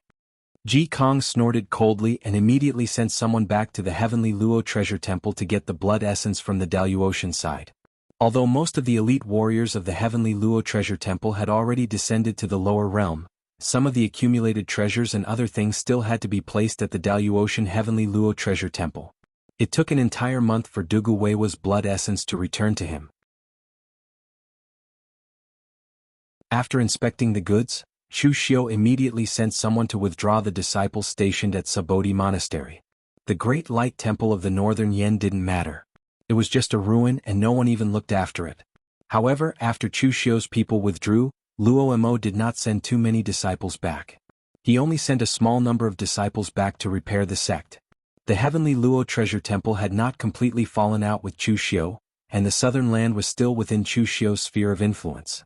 Stuffing the disciples into Sabodhi Monastery at this time was not placing a spy in Chu Xiu's sphere of influence, but sending meat to Chu Xiu's mouth.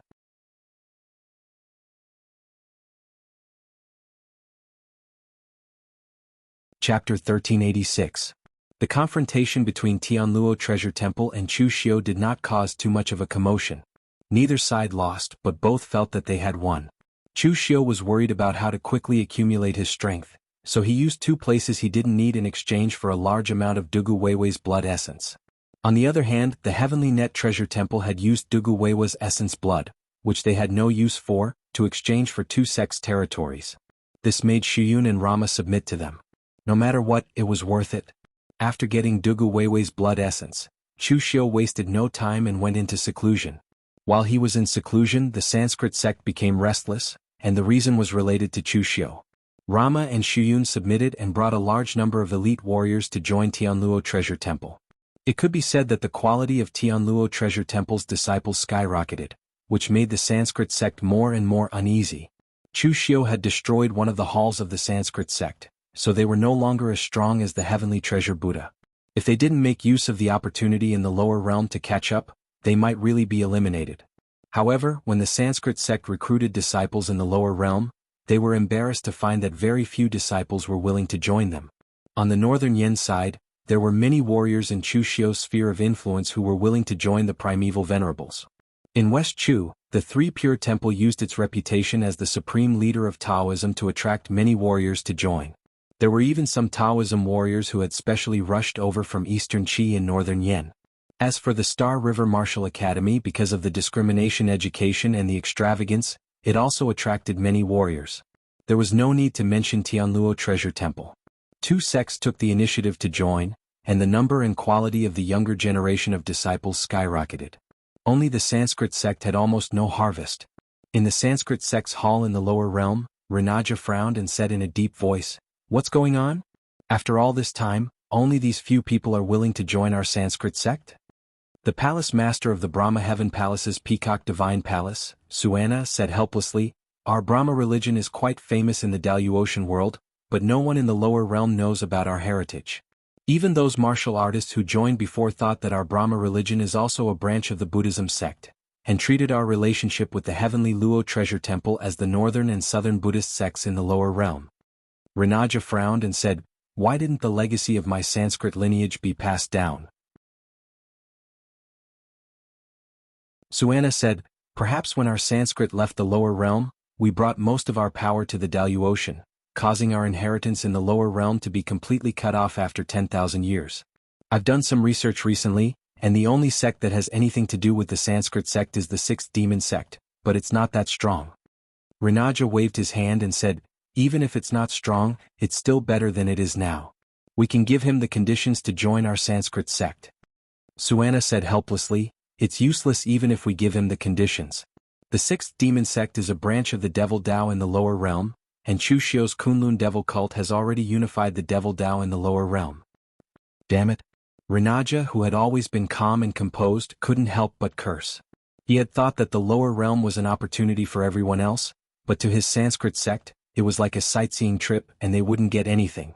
At this time, Yanma suddenly laughed strangely and said, "Isn't it easy to get a disciple?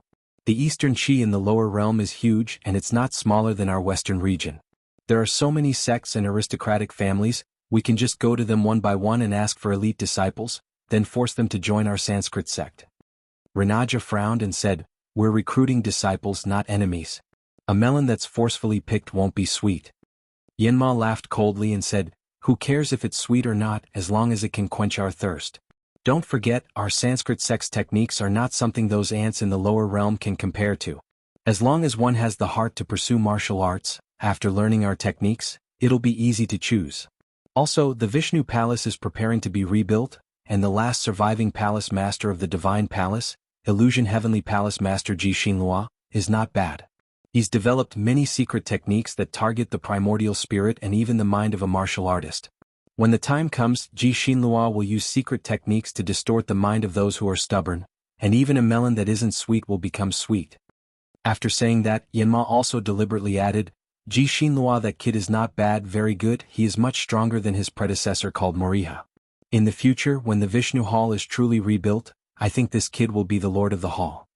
Ranaja said indifferently, "Whoever becomes the palace master is decided by the sect master, not something you and I can express our opinions on." Ranaja said this, but in his heart he was thinking. Although Yanma's method was simple and crude, it was indeed the fastest way to achieve results. Moreover, the Sanskrit sect had always been domineering, simple and crude. No one in the lower realm could stop them, so it was possible to do this. So Ranaja nodded, rarely agreeing with Yanma's suggestion. "Let's do as you say." 3 months later, in the southern temple of the Kunlun Devil cult, Chu Xiu had already refined all of Dugu Weiwei's blood essence, but he was still in seclusion to accumulate power. Chu Xiu had also discovered that although Dugu Weiwei's essence blood contained a great amount of energy, it was still possible for him to smoothly absorb it. However, at Chu Xiu's current level, it was impossible for him to directly cross over to the next level. So although the blood essence refined this time was more than the previous time, it still only allowed Chu Xiu to reach the peak of the 5th heaven, not the 6th. At this time, someone suddenly came to report that Mo Tianlin had come to visit. Although Mo Tianlin's power was not much, he was Chu Xiu's good friend. So the disciples of the Kunlun devil cult interrupted Chu Xiu's seclusion to specially inform him. When Chu Xiu came out of seclusion, he saw Luo Feiheng teasing Mo Tianlin in the main hall. Yo yo yo.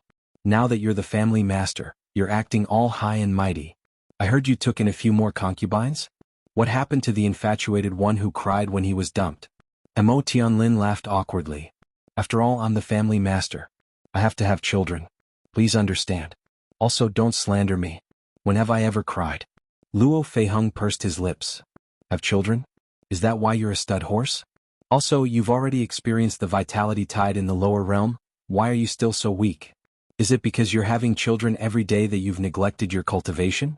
Luo Feiheng patted Mo Tianlin's shoulder and said in an experienced tone, men need to control themselves when it comes to sex. Look at how haggard you look. I'm still young and beautiful. Lu Fengxian is even more charming than 10 years ago. Cult Master Chu's appearance hasn't changed much over the years. Only you look like you've been ravaged. Diske, I can't even look at you. Do you need me to ask Long Ling for some aphrodisiac goo? She has a lot of goo at her place. There must be some aphrodisiac goo. Why don't you eat more bananas?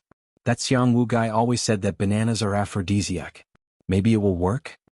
Mo Tianlin was already on the verge of tears from Luo Feiheng's teasing. Ever since this woman returned from the Daluocean, her personality seemed to have become even worse. Now Mo Tianlin was the head of the clan. If it was someone else who teased him like this, he would definitely fall out with them. But facing Luo Feiheng, whom he had only known for a short period of time, he really didn't dare to fall out. Moreover, even if he did, he wouldn't be able to defeat Luo Feiheng. Luo Feiheng was much stronger than him now. At this moment, seeing Chu Xiu walking over, Mo Tianlin hurriedly broke away from Luo Feiheng. As he walked over, he said, "Congratulations, Brother Chu. The Kunlun devil cult's name has spread far and wide in both the upper and lower realms. It's even more impressive than 500 years ago." Luo Feiheng curled his lips. This person was really getting more and more boring as he grew older. Chu Xiu smiled and said, "Famous far and wide? I'm afraid it's infamy spreading far and wide. Brother Mo, what brings you here today?" Mo Tianlin smiled bitterly and said, "Today I'm here to ask Brother Chu for a favor." "There's no need to talk about favors between us. Brother Mo, just say it." Among his good friends on the dragon and tiger list, Mo Tianlin's strength could be said to be the weakest. Of course, it couldn't be said that he was weak. The current Mo Tianlin also had the cultivation of true fire spirit refinement realm. He was even stronger than the Mo clan's ancestor. But compared to monsters like Chu Xiu, Fang Qishao and Lu Fengxian, he was much weaker. Even Xie Xiaolu was a level stronger than him. Most importantly, Xie Xiaolu had a powerful master. He could do whatever he wanted. But Chu Xiu still admired Mo Tianlin. He didn't admire his strength, but his strength of character. Mo Tianlin was a person who didn't fight for anything. He seemed very indifferent. But in reality he had his own bottom line. When the Mo clan was in danger, he could have asked Chu Xiu for help. But he didn't ask for help. Instead, he cultivated the hidden sword technique alone. He risked his life to deal with the changes in the Mo clan. Later, Chu Xiu established the Kunlun devil cult and became famous. It wouldn't be an exaggeration to say that he was famous in Jianghu.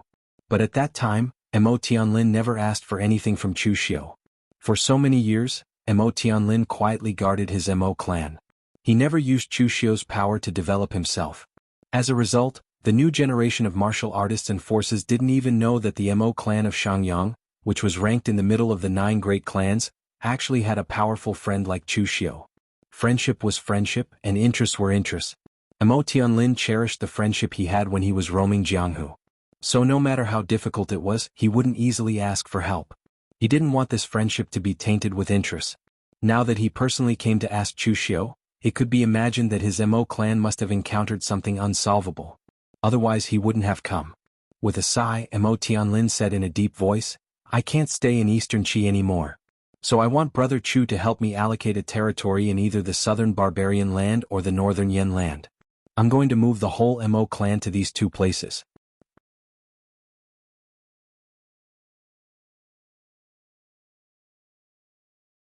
Chapter 1387. The location of a sect was very important to a force, and it was impossible to change it at will. For example, Chu Xiu's Kunlun devil cult was located on Kunlun Mountain because of the rootless sacred fire. Now, they were gathered in southern China because of the passage between the two worlds. Although the Mo family of Shangyang was not a very powerful force, they had been developing there for thousands of years. They had a foundation in Shangyang and all kinds of connections. Even if the Kunlun devil cult opened the way for them, they would have to start all over again. So, Chu Xiu asked in surprise, "Brother Mo, what happened in Eastern Qi? Why are you preparing to move your family?" Mo Tianlin sighed. "It's all because of the Sanskrit. Brother Chu, was the Sanskrit so overbearing when it was still in the Daluotian Empire? Not long ago, the Sanskrit ordered all the major sects and families within its sphere of influence to send disciples to join the Sanskrit according to their strength. This order is mandatory. If anyone dares to disobey, the palace master of the Sanskrit divine palace will immediately come to your door. Because the Mo family is one of the 9 major families, we are required to send 10 disciples to join the Sanskrit no matter how strong we are. But how many young disciples are there in the Mo family? This is breaking the roots of the Mo family." At this moment, Chu Xiu seemed to have thought of something. He suddenly said, "Brother Mo, tell me everything that the Sanskrit sect did in the lower realm in detail." When Mo Tianlin finished, Chu Xiu suddenly raised his eyebrows. "Brother Mo, you actually don't need to move your family out of Eastern Qi. I have a plan that can help you." Mo Tianlin's eyes lit up. "Brother Chu, are you going to lead the Kunlun devil cult to attack the Sanskrit?" Chu Xiu spread his hands and said, "We can't defeat them. The 2 temple masters of the Sanskrit sect are both 8th heavenly layer martial immortals. There are also several temple masters of the divine palace who are martial immortals. The strength of the 2 temple masters is astonishing. The current Kunlun devil cult is no match for them. Moreover, I have recently offended the heavenly Luo temple. If I attack the Sanskrit sect, I will also be stepping into the heavenly Luo temple's territory. Whether I win or lose, the heavenly Luo temple will hit me while I'm down." Mo Tianlin was speechless. Brother Chu is still the same Brother Chu. No matter where he goes, he always attracts hatred. To be able to offend all the top Daluotian sects, this was also a kind of ability. However, even though we can't attack them by force, we can still outsmart them. Don't forget, we've been here for thousands of years and the Sanskrit sect is the outsider. Brother Mo, this plan is a little dangerous, especially for you. But if it succeeds, the Brahmin sect would no longer dare to look down on our lower world sections. Do you dare to do it?" Mo Tianlin laughed and said, "Why wouldn't I dare? Brother Chu, what plan do you have? Just tell me." Mo Tianlin was not a person who liked to take risks, but he trusted Chu Xiu. At least he knew that Chu Xiu would not harm him, and that was enough. Chu Xiu said in a low voice, "The first step of this plan is very simple. Brother Mo, you've been in Eastern Qi for so many years, you should have a good relationship with some of the forces in Eastern Qi, right? These forces should be dissatisfied with the Sanskrit sect's actions, but no one dared to jump out to oppose it. They were probably still hoping that they could get away with it. Therefore, the first step is to make them despair completely so that they know that no one will come to help them." At this time, the people from the Subodhi Monastery and the Great Light Temple have been integrated into the Heavenly Luo Temple, and their treatment is comparable to that of a core disciple. They are all people from the lower bound.